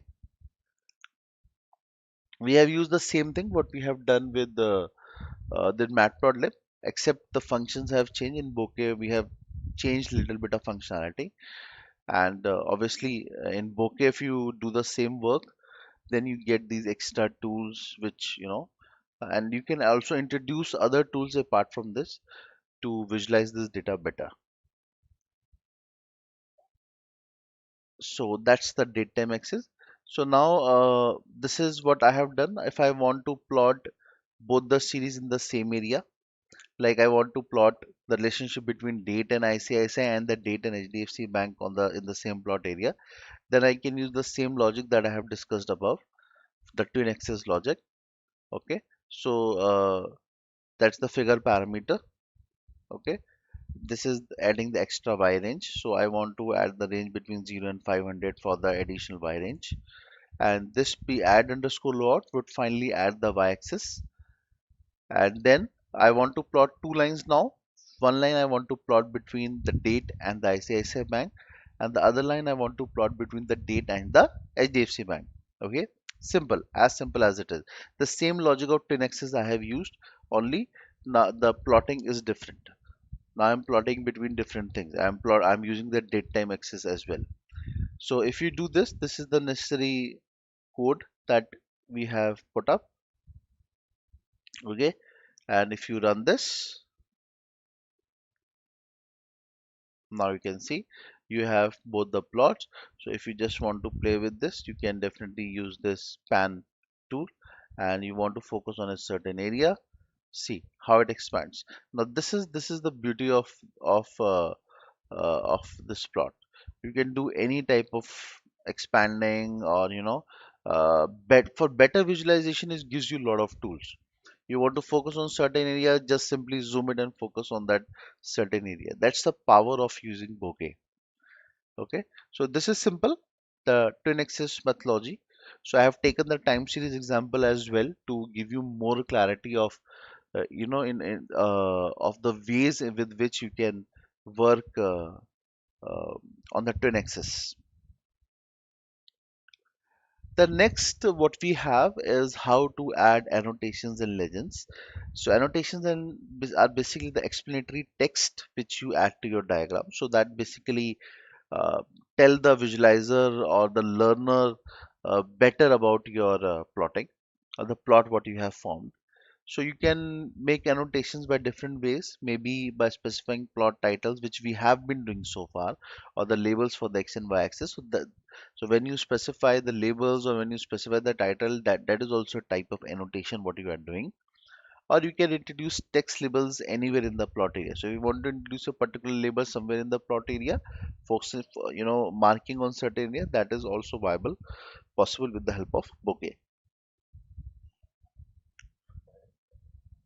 So let's say, for example, the figure parameters, title, x-axis and y-axis level. That's all the things which I have been doing so far. So making the necessary bokeh imports, I have imported numpy and math function here also. So my one series is x equal to np.arrange. So this will give me the evenly spaced values between 0 and math.py into 2. So this is basically pi value is 3.14 and the difference between values should be 0.05. That is how this function works. And the other series y would be the sign values of x. Okay, so this is my x and y. So setting the figure parameters, title I want to place as sine wave example. Then x-axis label I want to name as angle and y-axis label I want to name as sine. Finally, I want to plot the line between x and y. So I have mentioned some additional parameters like the width of the line that I want and the legend that I want to name. So legend underscore label I want to name as numpy and then finally the show fig. Okay, so simple. You can customize your legends as well. Like as I told you that the default location is on the right. So if you want to change the location of your legends, then you can do fig.legend.location function that can be introduced. And if you want to have titles of fig.legend.title, you can change title. If you want to change the title text font, font with which it is highlighted, that is also viable with the help of this function fig.legend.title underscore text underscore font. So that can be done. And then finally, if you want to have font size, that is also viable. So there are a variety of ways through which you can customize your legend. All right, the variety of functions that you can use. So it is totally on you to what extent you want to use them. Bokeh provides you lot of stuff. So if suppose let's plot this on the using the interface. So this is my interface. Okay, so I have defined two series, the x and the y series. Okay, and then finally I want to figure parameters. These are the figure parameters. So automatically the required explanations are right within the all the annotations or whatever I want to do is within the figure functionality only. And then finally I want to plot the line. So I have introduced legend here, legend underscore label, and if I do that, this is what I get. So now if you see, there's a legend on the right hand side, the numpy, and then the title and the x and y axis are obviously there. Okay, so this is how this works. Okay, with some extra tools that you can definitely use to customize your legends with title, location, font size, and so on. You can also the text of the title or the access label can also be specified. Okay, so these are the functions that you can use. So if you want to change the title of the text, sorry, titles text, then fig.title.text can be used. You want to label the x-axis. You want to make the appropriate change in the axis labels.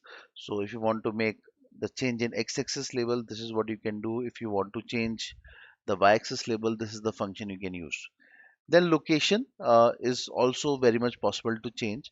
You want to change the title location, so fig.title.align can be used. You won't not want to change the text color. This function can be used. You want to change the font size, then fig.title.text underscore font underscore size can be used. If you want to change the background color, then the changing of background color option is also available. So variety of options that you can use to customize your plot, to beautify a plot, to gain better visualizations, and so on. So that's what Bokeh empowers you with. Okay, so that's the next section would be the pandas, though I have covered it when I was using the bank CSV file above, but still I would like to showcase something extra to you so that you gain that viable insight. So that's all for this session, and we'll meet in the next session. Till that time, happy plotting.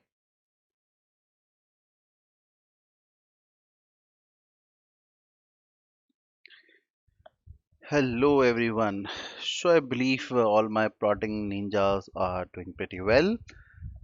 So last session was quite a heavy theoretical stuff where we discuss about different categorical access. So this session I would give you more clarity and it will definitely, it would be straight in your head once you see its application. So this was simple bar plot that if you want to introduce. So as I told you that you have to simply define your variable, one categorical variable, and this will become your X range. And then you have to call the function to draw the bar. If you want colors, then these are some additional arguments that you need to place the color argument, and the same here you have to mention while when you are calling the vbar function. So let's see how this works here. So this is where I want to do the categorical functioning. Okay, this is where I have defined uh, my figure function. Okay, so this is x equal to length. Okay, first I have defined categorical variable, sorry, then x range equal to length. That my x range should be according to my categorical variable only, and then I will call the function, and this will give me a beautiful, yes, a bar plot. Okay, to introduce colors, there's an additional that argument that I need to introduce, the colors list I have prepared, and this list will be called in the function of vbar, and for as a this one color equal to calls is nothing, it's a list of different colors that I want to color in my graph or my bars, and then when I call this, and that's what we get, all the all the bars with different colors. All right, it's so easy, it's so I mean, I don't think so something can be as easy like this. Then we talked about stacked bar, that we can produce stacked bar as well. So in stacked bar, ideally we need three things. We need an x-axis, we need a y-axis, and then we need a source. Source means on the basis of which the stacking would be done. So here we have x-axis as our products, okay, and months are there, and I want to stack on the basis of sales. So source is sales. So I have mentioned my products, which is my categorical, then months categorical, and then I have made a dictionary sales, okay, for January, February, and March. So this is representing the sale of computers, sales of mobile in the 3 months, and sales of the printer in 3 months. Okay. So again, exchange will be product because my exchange has to be categorical. Okay, the way we have done above. And then again, I have mentioned here different parameter. A source parameter has been mentioned. See, when you are drawing a bar only, you need only two parameters, the x and the top. But when you are doing this stack, then you need one more parameter, which is source, means the basis on which the stacking has to be done. So I want the source of sales, the sales to be to act as a stacking source, and then the color and the width, and this is what we have done. Okay, this is the same code, right? So product are there, right? Months are there. The sale. This is the dictionary which I have produced a key value pair. okay, which I explained in the theory session. And then this is the calls, these colors which I have introduced, okay. And then figure parameters x range product. Now this is something which needs to be looked for because I want my x-axis to be categorical. And then finally I have called the vbar underscore stack function, and there's an extra parameter which is source, means on the basis of which the stacking has to be done. And once this is done, and we can easily get a plot, okay. So sales of February stacked on January, sales of March stacked on February, and so on. Uh, a little difficult, which was of this type of graph, which is one of the exclusive feature of Bokeh dot plotting interface. Now you have to import an extra variable here with it dodge. Without dodge, this type of graph is not possible. Okay, the parameters are same. The product parameter is there, the month, the sale parameter is there, this figure parameters are exactly same. Now this is where the difference is there. I have introduced x equal to dodge. Okay, so products are computer mobile printer. This is basically will give the width between the bars. Okay, range is equal to fig dot x underscore range. Now if you see above, x underscore range is equal to product because I want my x-axis to be categorical. So top equal to Jan. Now why the what will happen when we'll use this top equal to Jan? Okay. So top equal to Jan means when I will use this function, this first fig dot vbar function, it will give me or return me the sale of computer in the month of January, the sale of mobile in the month of January, and the sale of printer in the month of January. Second case. Okay, one more thing. There's a little that you can just do. Yes, sorry. Sorry. This width is basically will lead to the difference between the bars. This width equal to 0.2, not this one. This is only the specifying the range. This width point 2, width point 2, width point 2. So the difference between, or the you know the width of bars is being mentioned. Okay. So 0.25, this is for introducing the width between, for each group of bars for a particular month, how much differentiation I want. And then this width is basically the width of the bar. Every bar has to be of this much width. So if I go into the interface and suppose I remove these two, what I am trying to basically focus, let me say there is only one function, this vbar function, where top is equal to January. Okay, one vbar function where top is equal to January. So if I run it here, what I will get as a output is only the sale of computer, mobile, and printer in the month of January. No details of February, no details of March, because I have mentioned here that top is equal to January. So it will give me the details of January only. So I have to call the vbar function again, second time, where I have to mention top equal to February. Again, this width point to means the width of every bar, what is the width I want for every bar. And this 0.25 that has been mentioned here is basically the difference between each set of bar, means this one. This is 0.25. This is one group of bars, and then after one group of bar finishes, then this much gap I want, and then another group will start, and so on. Okay. Similarly, for March, I have to introduce vbar again. Okay, top is equal to March, and then this will give me the sales of computer, mobile, and printer for the month of March. Okay, so I've just showcased you here practically how it works. So now if I introduce the second, okay, let me remove the third one. Okay, let me run it now. Now if you see, it has included the sales of February as well, but not March, because I have not mentioned March. I have mentioned the top equal to Feb only, and the January. So now if I do that, it will show me all the all the 3 months, January also, February also, and March also. Okay, clear. So width here 0.2, this width is basically the width of each bar, and this 0.25 ranges that have been mentioned is the gap that I want between every group of bar. Okay, once the one group finishes, then what should be the gap between other group? Okay,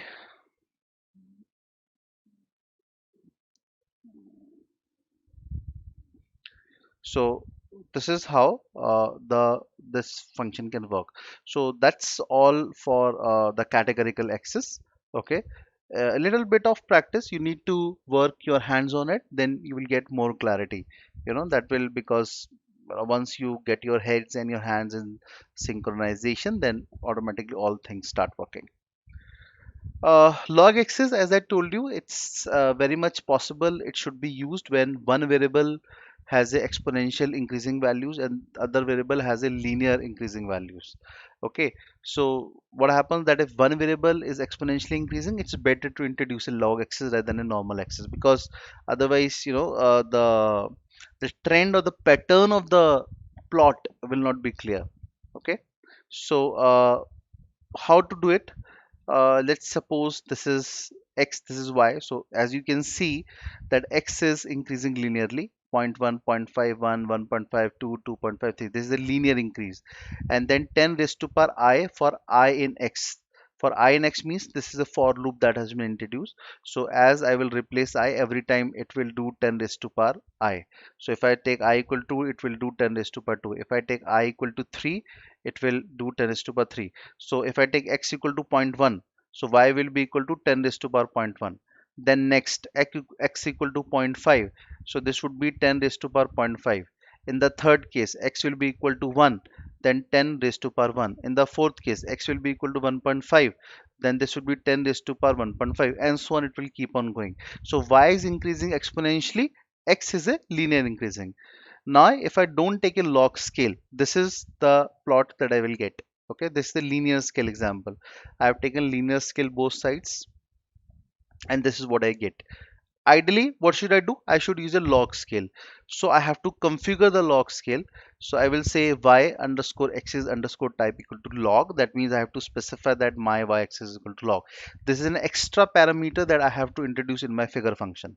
So when I will define my figure function, which is fig equal to figure, so suppose I'm defining title, plot width, plot height, then there's an extra parameter that I have to put up, which is y underscore axis underscore type.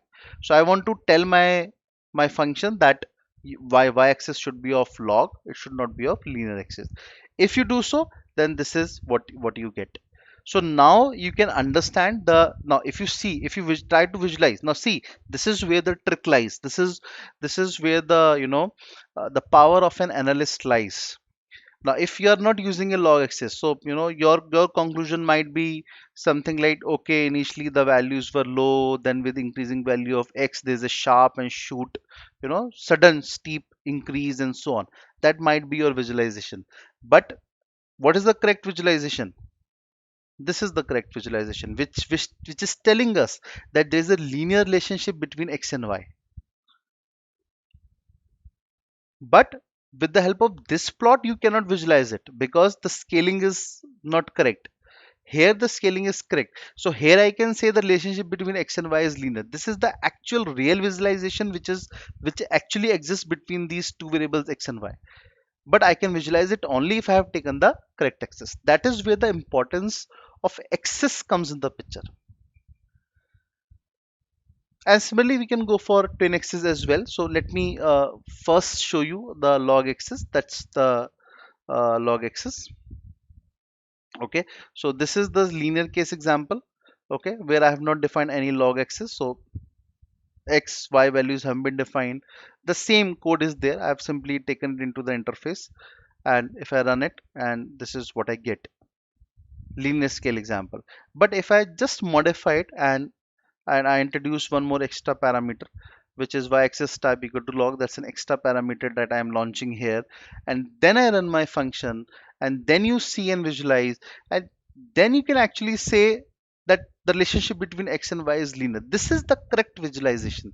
But this is viable only, this is possible only because when I have taken a right type of axis. So that is where the importance of axis lies. So that's all in this session. Keep practicing, keep plotting.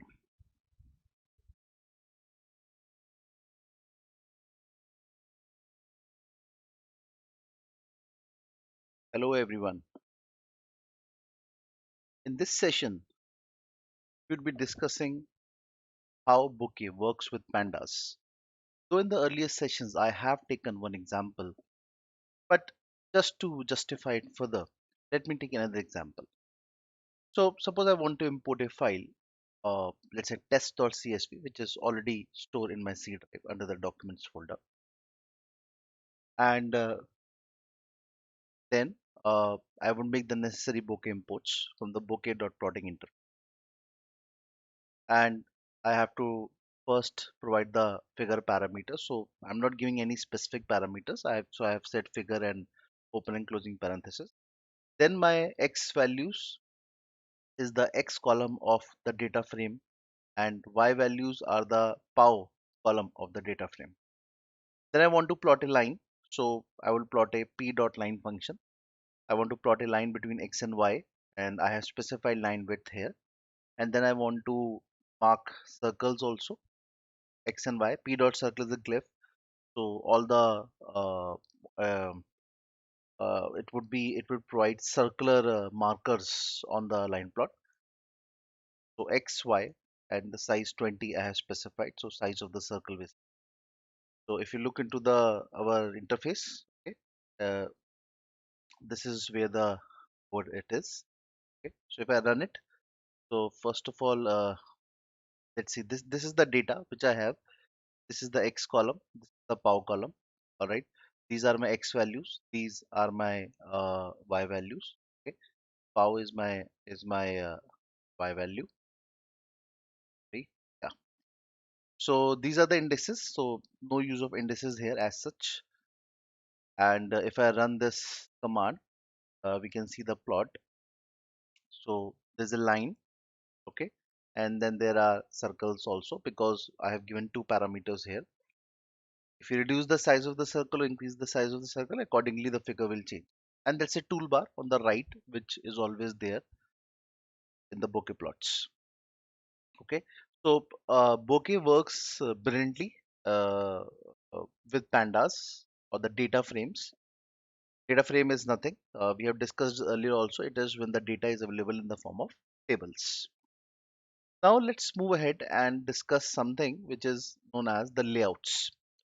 Now, this discussion we have done in matplotlib as well. That if I want to plot multiple data sets on the in the same plot area, then I can, instead of plotting them in the same area, I can either plot them in a column layout or in a row layout. So if you want to place it in a column layout, then you have to define one function which is call equal to column. So children is one parameter. I, with the help of example, I will tell you what this children parameter means. And then the sizing mode. So children is nothing. Children is basically the list of plots that you want to plot in the area. And sizing note tells you about the layout size. So you can keep it fixed, which is by default version as well. Or you can use the stretchport methodology, scale width methodology, or scale height, or scale both. Multiple sizing modes are available. See, there is no as a standard which I can tell you, okay, which mode should be used.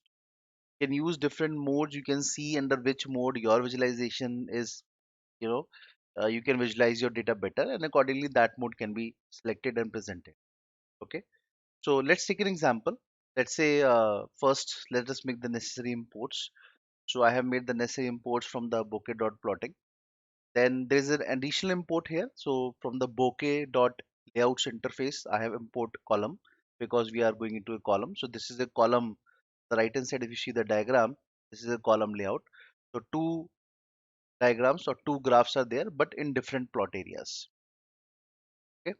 So I have three data sets here, X, Y1 and Y2. Okay. So I have used the NumPy. It's just a hypothetical data set. So np.arrange gives you this will give you values between 0 and this figure math.pi into 2. So pi means 3.14. So pi into 2 star means 2. And this is the np.arrange function, numpy.arrange. So I believe that all of you have some basic understanding of numpys. Then even if you don't, then my idea here is to tell you how the plot works. Okay, so even if you don't, then concentrate on the plot. Then y1 is np.sin x, so this will give me the sine values of x, and y2 is np.cos x, so this will return me the cos values of the x. Okay. Then I want to plot two figures, so I have defined two figure parameters here, fig1 and fig2.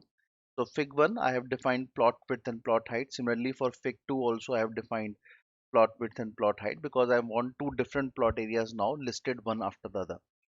Then fig1 dot line, this will introduce a line graph between x and y1 dataset. So I have provided some additional parameters like line width or line color. And similarly fig2 dot line, so this will introduce another line but in a different plot area, which would be between x and y2. Again, I have specified certain extra parameters like line width and line color.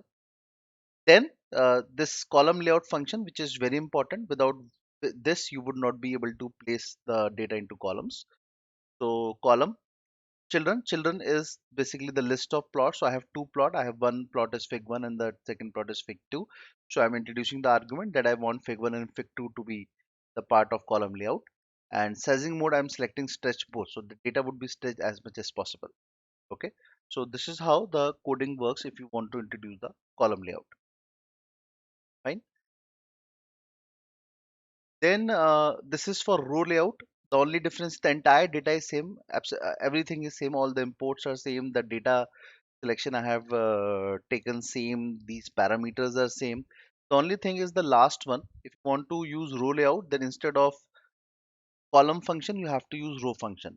So when you will use row function, the parameter exactly similar. Children parameter and the sizing mode parameter exactly similar. And once you put out this row layout, the data or the two data sets, or the the three data sets that I have, its relationship would be placed in a row format. So this would be this plot will showcase the relationship between x and y1, and this plot will showcase the relationship between x and y2. And one very important observation that you need to see here is that both the plots will have its own toolbar. Okay, this plot will have its own toolbar, this plot will have its own toolbar.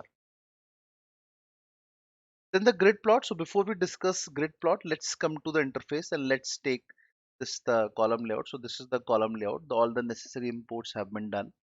Okay. Then this is my data set. So x, y1 and y2. So I want to place one line plot between x and y1 and the second line plot between x and y2. Okay. So I have just produced a hypothetical data using the NumPy. So if you understand NumPy, very good. If not, then don't worry. The idea here is to teach you plotting, not the NumPy. But still, I have told you np.arrange means it will give you the values between the 0 means the start point, mat.pi into 2 means the end point. Okay, that is what it refers. Y1 is np.sin x means sine values of x would be returned. Y2 is np.cos x means the cos values of the x would be returned. Simple. This is uh, this is how it works. This 0.05 here, which you can see in the np.arrange function, is basically means the difference between the two values that you want to put up. So you are telling the numpy that whatever value, evenly spaced values you will be putting up, this should be the difference between values.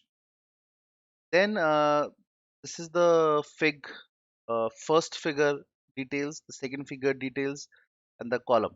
Okay, so if I run this,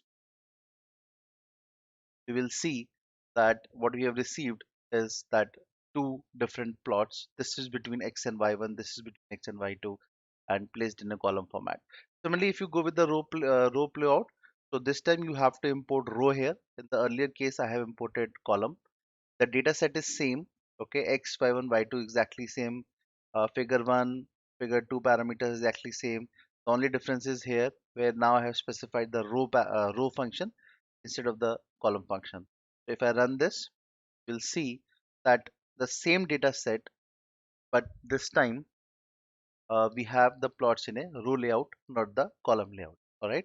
So this is how you can place multiple plots. See, the reason of doing this is, which I have explained you under the matplotlib as well, that when you placed the graphs within the same area or the multiple plots within the same area, sometimes becomes too messy. It becomes very difficult to visualize or compare data.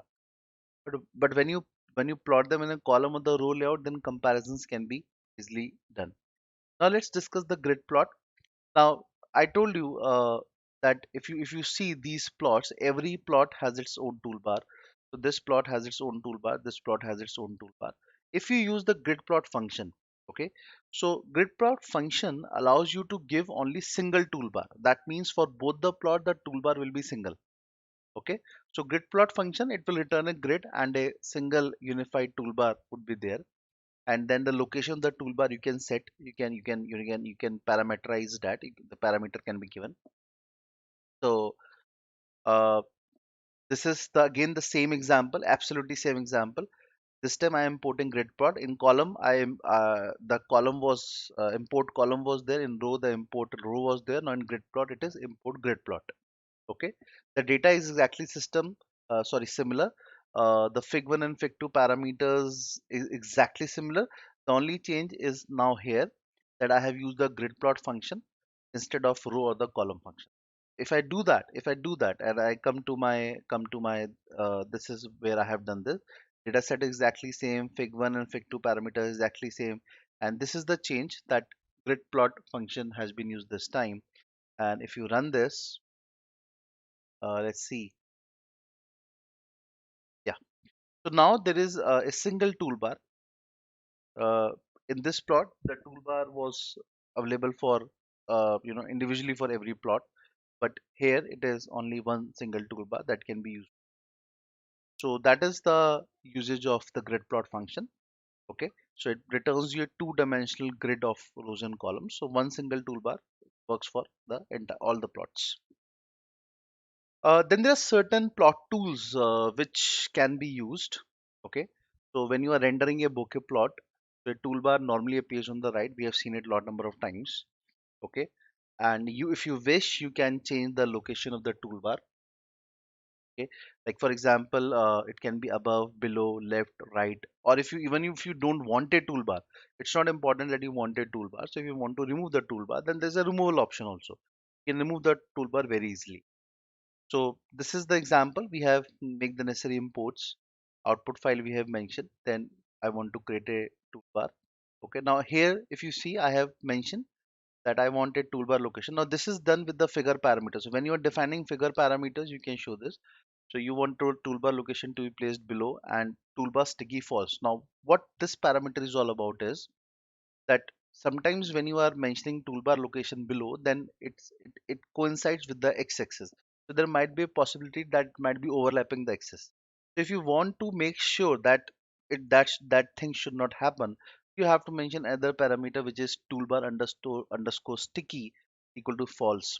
So when you specify this, it will not stick to the axis.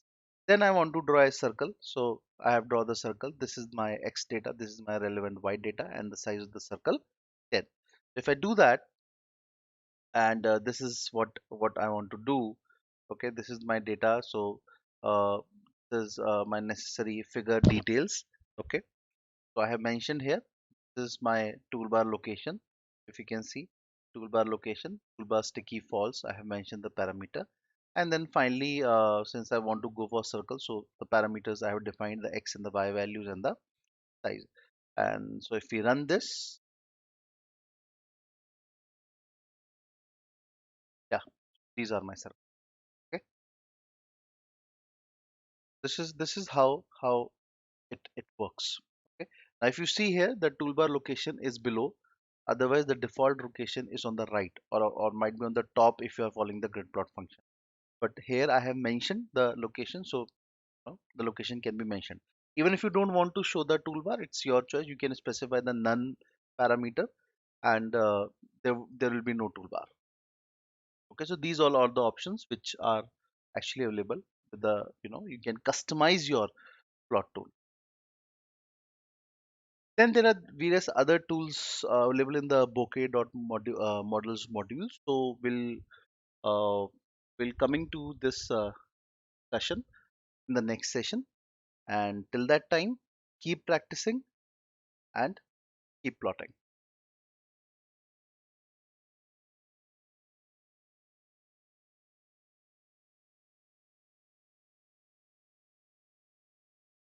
All right. In this session, we would be discussing some additional tools that are available in the Bokeh module. So the various tools that are available in the Bokeh.modules models module or the interface, we have these are the following tools you can see on the right.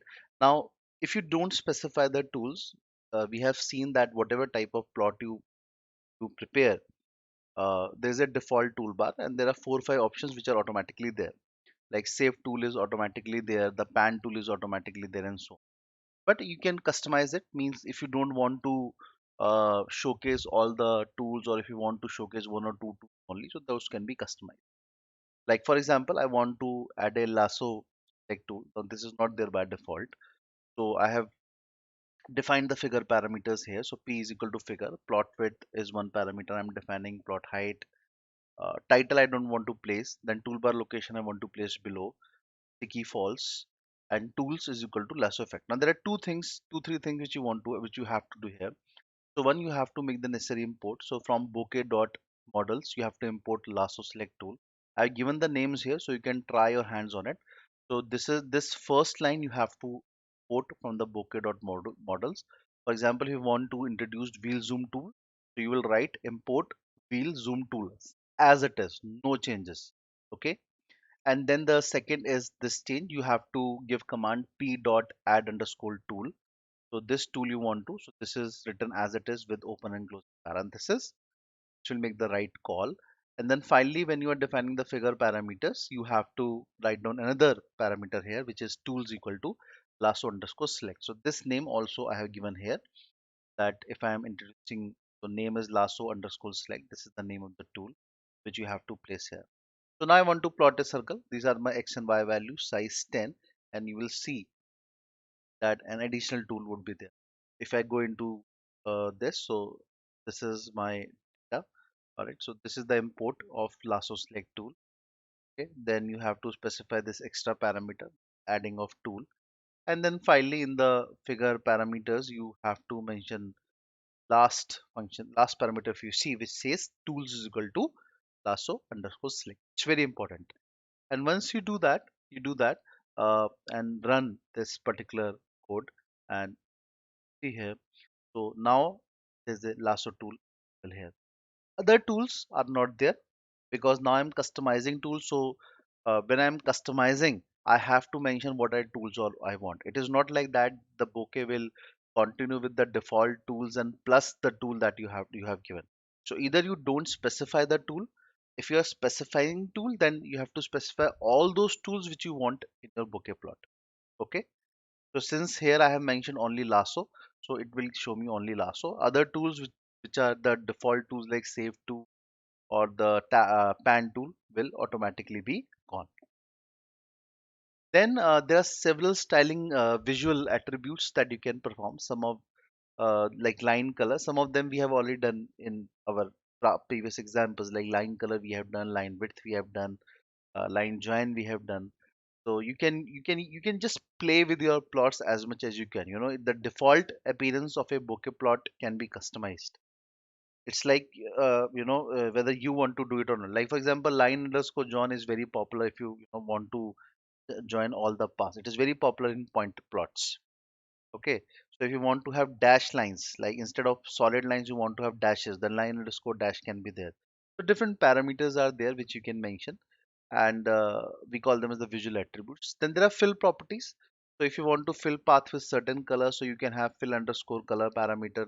If you want to change the transparency of color, so that varies between 0 and 1. So fill underscore alpha uh, parameter can be used.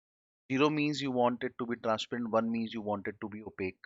Okay, so these are certain fill properties that you can use. Means that, see, there are hundreds and hundreds of things that you can do with your plots. Okay, a little bit of research, a little bit of curiosity can help you in using these tools. You just have to go to the Bokeh's website, just go through whatever options are available. They keep on updating over a period of time, and you just have to use. Once you are okay with the basic coding, once you know how you have to use the codes to draw a particular type of plot, these things are all secondary. These things are all secondary. These are nothing, my friend. These are very secondary. Then there are certain text properties, again, some of which we have used in the past. Okay, so text font is there, text font size, text font style, text color, text alpha, text alignment, whether you want it to be left, right, center, text baseline. So the vertical anchor point, so you can, for text to be top or middle or bottom or alphabetic or hanging, how whatsoever you want it. There are different ways you can, you know, design your text as well. So again, it depends upon you how you want to play with your plots. So if you want to change the text font style, so you can give italic, bold, normal, or whatever you want to use. Different parameters are there.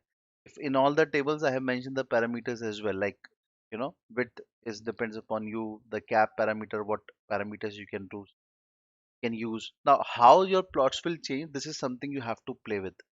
Okay, some some self study, some self research will really take you a long way in drawing some excellent plots.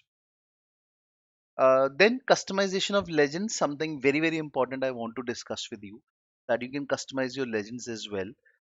Again, few different parameters that you have to introduce. Now these are the customizations that you can do with your legends.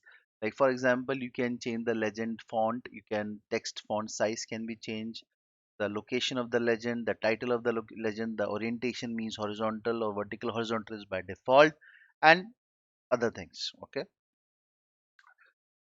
Then this is, for example, the necessary imports have been done. This is the data, X data and Y data. Okay. Line space will again give me evenly spaced numbers between these two. Okay. And the total number of values I want is 100. And then this is circle I want to introduce. So I have p dot circle function I have used, and p dot line I want to plot line and circle between X and Y. So legend underscore label I have defined here that I want my legend to be labeled as sin X, and similarly for line plot also I want it to be labeled like that. Similarly, I have introduced another line plot which is between X and twice of Y values, 2 into Y. So legend label would be 2 into sin X. I have changed my legend label. Then I have line underscore dash. Now this is a line property which I have discussed above, that you can introduce if you want dashed lines, and line underscore color, whatever color you want to change. So it is now, this example is including the line properties as well, and the line width. Then I want to introduce a square as well. So square between X and 3 times of Y values. So again, I have specified the label of the legend. Fill color don't want. So again, I have used a different parameter here, fill color. Line color, I want green. So this is line property, this is fill property. And then I have introduced line plot as well, X and 3 times of Y values, and so on. Now this is some additional function which I have to mention, which is p dot legend dot location. So where I want my legend location to be placed. So I'm showing it as bottom left. So if you come here and you want to customize your legend, so this is the entire plot I have, the X and Y values. Then these are the circle and line plot between X and Y, then line between X and 2 times of Y, and then the square and the line plot for X and the 3 times of Y values. And this is the extra parameter which I have defined where I want to legend. And if I run this, and let's see what we get. See what a beautiful plot we have. What a beautiful plot. If you see this blue where the circle line plot and circles are there, okay, this is the plot between X and Y. Okay. Okay. So if or between X and Y, I have mentioned two things. One, I want to introduce a line plot and the circle glyphs as well. Then this orange ones are the dashed lines, because we gave a parameter that I want line underscore dash parameter was given. So 2 into sin X value. So this is the plot between X and 2 times of Y values.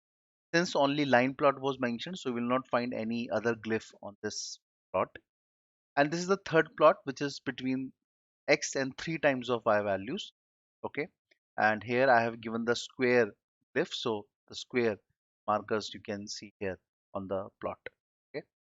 So this is how it works.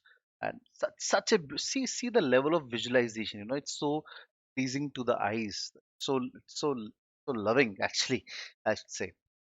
So that's how you customize your legends. Then you can place the legends outside the plot area as well. If you see that by default the placement of legend is inside the plot area. Okay, since I have mentioned bottom, so it is on the bottom. You can change the location as well, but it will be within the plot area. If you want to place the legends outside the plot area, okay, then there is another option that is viable. So you now this is a little bit, few more functions you have to define here. So necessary imports x and y data the same what we have done. I want toolbar location above. Okay, so I'm mentioning that toolbar location in the figure parameter. Now, these are R1 and R1s, which is separate, few separate parameters that I am defining here. Okay. RO is basically I want a circle between X and Y. I'm not specifying any other parameter. R1 is a line plot between X and Y. All right. So this is between X and Y. The same thing here. I use the word P dot line, P dot circle, and all that stuff. So here I am P dot circle, P dot line, but I am associating a variable. So I'm mentioning that there is a variable R naught which holds a plot between circle plot between X and Y, line plot between X and Y. Okay, R1. Similarly, R2, so line plot between X and 2 times of Y. Then these are the additional parameters that I'm mentioning. Then R3 and R4 is basically the plot between X and 3 times value of Y. So this is square and line and some additional parameters. Now, this is what extra I need to do if I want to plot my outside my the plot area. So I want one legend to be a sin x comma ro r1 because ro and r1 are showcasing the sin x values between x and y. Then r2 is showcasing 2 times values between x and 2 times of y, and then r3 and r4 are showcasing the plot between x and 3 times value of y. Location I want in the center, means outside the plot area, the center location. And then finally I will place one more parameter, which is p dot at underscore layout legend, and I want it placed to the right hand side. Okay, now let's see how this works. Let's see what type of legend it will deliver to us. So yeah, this is what I have. Okay, these are the all the details. Okay, so RO, R1, R2, R3, and R4, and these are the legend specifications that I have done, and then add underscore layout. So let's see how what type of plot comes to us. So tools bar is above. That's the location I specified.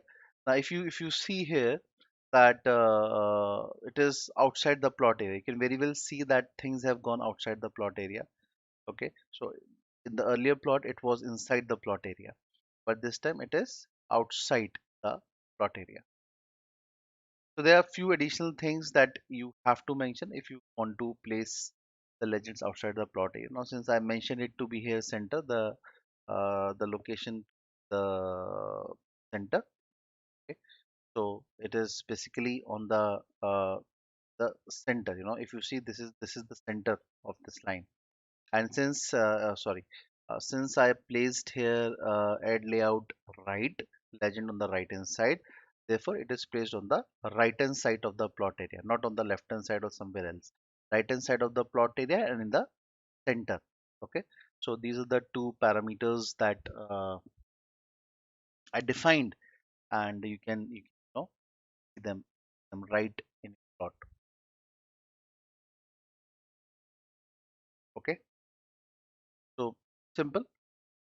You just have to keep few things in your head how you really want to place the legends.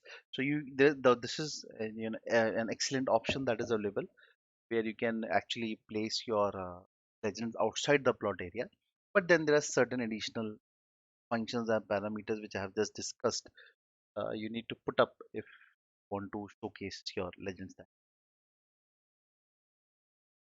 In the next session there is something very different, very technical, uh, but simple.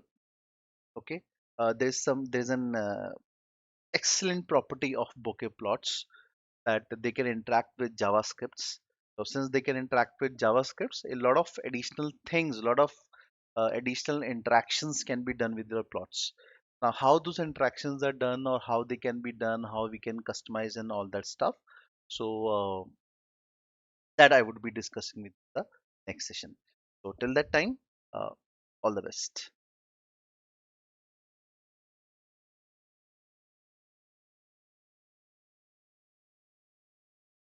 In this session, we will be discussing uh,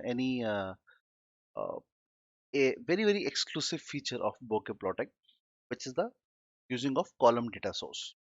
Now, normally, what we have been doing so far is we, in whatever type of plot we want to, like for example, let's take an example. Like I want to place a line plot. Okay, so when I'm placing line plot, I'm specifying the x here, I'm specifying the y here.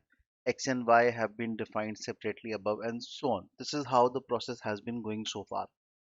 But instead of doing this, we what we can do is we can use the column data source feature.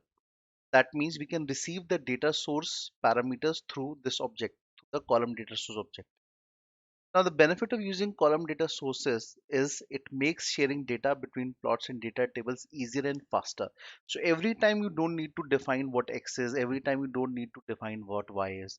Once you have defined the values of x and y, store it as a column database, then you can use or you can extract that database for any of the future functions. You don't need to define the values of x and y again and again, which we have been doing so far. Whatever type of plot I want to produce, I have to define x and y values. And then I have to place them into the line function or the circle function, depending whatever plot I want to produce. But column data source makes it very simple and easier.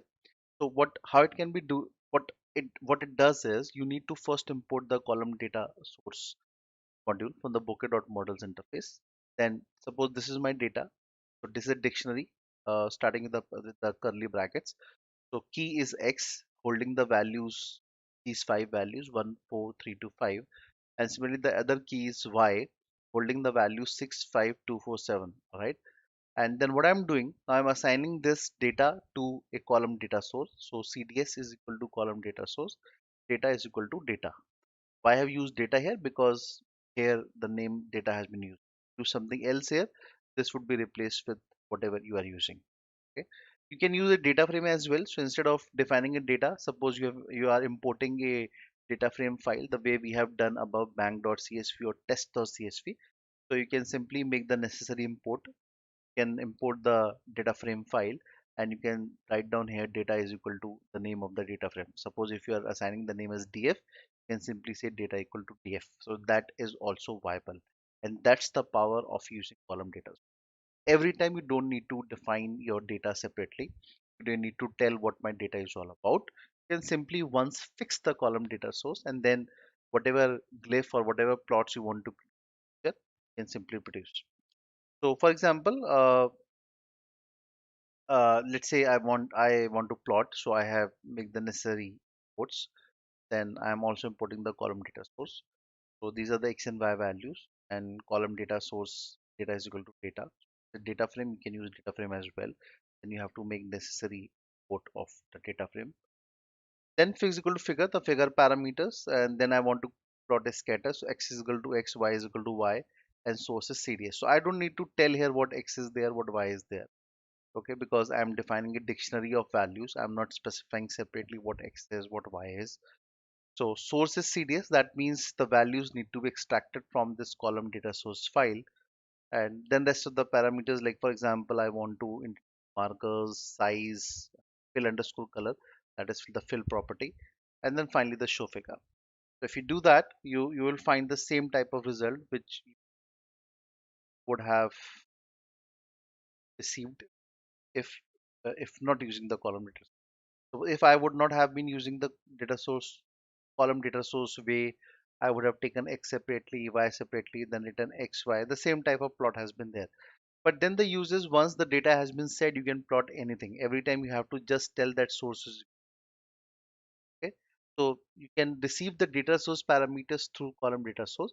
See, please understand that what data I am using here are merely 5 or 6 values to showcase you how the things are done. But in reality, the data might be large, it might be big, it might be huge.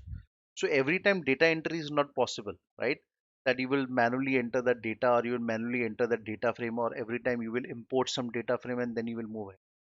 Once you make the necessary import, or once you define the data, then it is good enough. Then it should be you. Then it can be used for any type of plotting you want. Every time you don't need to specify the source parameters. That's the beauty of using the column data. Very, very important, very, very exclusive feature of Bokeh, right, is adding widgets. Now you can add a lot of different things to your plots. You can, like, for example, you can add a slider widget to your plot. You can add a button widget to your plot. So these widgets which you are adding, the slider or the buttons, can interact with your plots. So when you use this widget, something will happen to the plot. Now what will happen to the plot, that you have to specify with the help of a JavaScript. So here there's a little drawback, that you can, though you can add widgets, different type of widgets like buttons and sliders, maps, but the only problem is that these commands have to be in the form of JavaScripts. So there you have to create JavaScript callbacks. So that means knowledge of Java is required. Not very extensive, but little knowledge of Java has to be there. And so I'm just showcasing a sample JavaScript. So I really wanted to tell you this, because earlier I was really dicey whether to go ahead and tell you about this or not. But then, because it was the JavaScript, but then I really want you to understand that to what extent you can, um, add things to your plots. So you need to make the necessary imports. Okay, so you need to import custom JS here, because you will be making the JavaScript callbacks. So this is the callback. Okay, now this is a sample code. Sample code in the standard code, I will say. These objects have to be there in the code. Like this callback function will be there. So callback will be equal to custom JS. This will always be same as it is. This is where you have to make the change, where the JavaScript has to be written. That means once, suppose you have introduced a slider, and then somebody will move that slider, then what should happen to your plot? That you need to tell in the form of a JavaScript. Okay. So once you, suppose you have introduced slider, so once you press the slider or you use the slider, then the callback will be triggered. All right. So that is why this callback function is there. So this is a standard notation on how we need to make a JavaScript callback. So as an example, just to give you a, an insight of what we are talking about, uh, I have produced two sample codes. Okay, one sample code will introduce the slider widget. This is for uh, inculcating the slider widget in the plots, and this is for inculcating the button in the plot. All right.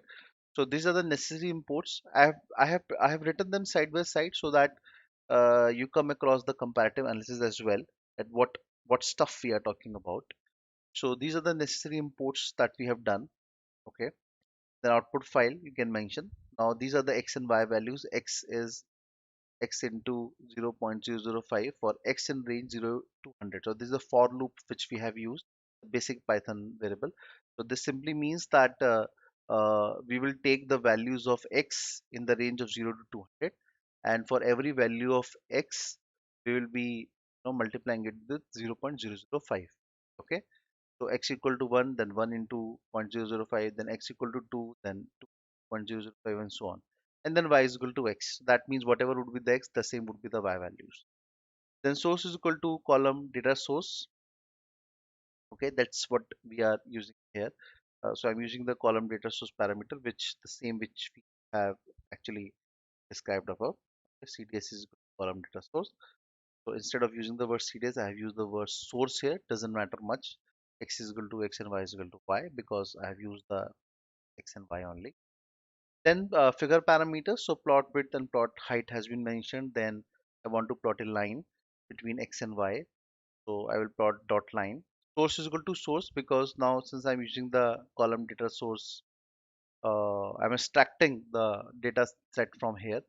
So source is source, and then some additional parameters like line width and line alpha. That means the level of transparency. Now this is the area of JavaScript. Okay, so this is the standard. The red marks are standards. That means this will always be there. You don't need to make any change in the code. So callback is equal to custom JS arguments dictionary source equal to source, because I'm extracting the data from the source only, the source which I have mentioned here, and code is equal to, so variable data. And now this is again a very standard notation, which is variable f is equal to cb underscore object. Okay, this is same as it is, never changes. Whatever is in red is never changes. Rest of the things are JavaScripts which you have to mention depending on what type of callback you want to produce. So now variable x is basically the data x, variable y is basically the data y which we have defined. And what I want to do now, this is what I want to do when I use the slider. So math.pow function I have used. So this line can also be same. You don't need to make any change. This is also same. This might differ depending on what type of widget you want to introduce. So I have defined here math.power. Math.power means it will introduce the raise to power. So suppose x value is 2. So and f is 4. So it will make 2 raised to power 4. X value is 3. F is 5. So it will do 3 raised to power 5. Alright. So this is what the math.power function returns. It's a Java mathematical function. Okay. So it's a JavaScript, right? So we are using a Java mathematical, not um, the Bokeh, the Python maths. This will again remain same, no changes. And then this is the change. Slider is equal to slider. This is the function you give. The start, the end, the value, the step, and the title, whatever you want. Okay. Then slider dot. Now this is important if you are working on slider, because when somebody will press slider, the slider will introduce certain changes. Now the question is, when somebody will use slider, how you want the plot to react. So that is why .js underscore on underscore change has to be. So I want to use the value, whatever value would be there in the slider, and the callback, which I have defined here. Okay. And then finally the layout, I want the column layout, place slider and plot. If you want to produce a button, so this much exactly system similar. The necessary imports are similar, except that I have here the import button is there, here the import slider is there. Okay. Then these are x and y values exactly similar what I have defined here. Source column data, source figure parameters, plot dot line exactly same of what I have defined here. Callback, this first line exactly same if you see. Second line exactly same. X and y are same in both the cases. Okay. This line is same, you don't need to change. This is same, you don't need to change. Now here I'm using math.pow function. If you want to do something else, so you can go to the Java, Java, and you can see what all math functions are available in Java. So instead of math.pow, you can use anything whatever you want to do with yours. I want to use the exponential or raised to power function, so I have used math.pow and xi comma 4. Now this, the only difference you can see in both the cases here is, here I have used the f parameter, and I have defined here above, here I defined that variable f is equal to underscore object dot value. So that means f can be anything. Okay, f can be anything. So when I change the slider, according the f value will change. But here, since I'm using a button, so it will introduce only one change. It will not introduce multiple changes to my plot. Once the button is clicked, only one change is possible.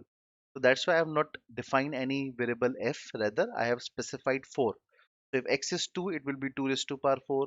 If x is 3, it will be 3 raised to power 4. If x is 4, it will be 4 raised to power 4, and so on. Then this is exactly same both sides. This is different. Here you are introducing a slider. Here you want to introduce a button. So btn is equal to button. Again, you want to mention label, what label you want to give to your button, and the callback is what I have defined here. And then finally layout column and this button. Okay, and plot. So if you do it here, okay, this is for slider widget. I know this might sound a little difficult for you, but this is something which you should definitely know. That is the only reason that I have not skipped it. Most of the tutorials you will find skipping it, you know. On you take any bokeh tutorial, and majority tutorials, or I guess almost in all the tutorials, you will find there is no mention of all this stuff of adding widgets. But then I believe that you must know it when you are doing a data visualization course. For writing a JavaScript, you can even hire someone. That's not a big deal. Okay. So this is for the column, sorry, the slider. Let's see how this works, what it turns to us. Sorry, there is some error. Sorry, there was a little error in the code. So not in the code, basically I copied something wrong. So this is for the introducing the slider widget. All right, this is for introducing the slider widget. So which we have just discussed. So if we run it and so now this is the plot, the toolbar, okay, and this is the slider which is there in the there with my plot. So if I increase the power of my slider, see how it tracks. I can change. I can see that the math dot power function which is working. So I change the power. That's why I instead of marking any fixed value, okay, just a second. Instead of marking any fixed value here, I have given f and defined variable f here. Okay. In button, I have button widget. I have not done that. I have specified what my f would be. There is no defining of this function here. Okay. So if I use the button, this is for the button widget. Okay. So we are adding button widget, the change. Okay. What we have discussed, and let's run this. So if I once you click here, only once, nothing else. You cannot give multiple values to it. So that is why that is the reason that we have used .js underscore on underscore change function here, because this is how the slider reacts. But this function is not here because button can be used only once. You click it once and something will happen. You cannot again and again use it like a slider. Okay, that's why this function is not used. Once you click it, it will automatically uh, raise every value of x raised to power 4 and will return the new plot. Okay, so this is how you can make your plots more interactive by introducing the widgets. Okay, so this is not difficult. You might find it difficult because of the mixing of the JavaScripts that is happening, but trust me, that's not a big case. Most of the things are standard. You once you give it a try and see, even if you don't write JavaScripts, then little bit of hiring can be done. It's very simple. You can hire some JavaScript expert and he can write that code for you. That's not a big deal. But the important is you should know that this is the level of interaction you can done with your plots when you're using. So thank you so much, and this is all in the data visualization course. And I hope that this course will bring you a lot of insight and will certain dimensions for you. Thank you so much, and keep plotting.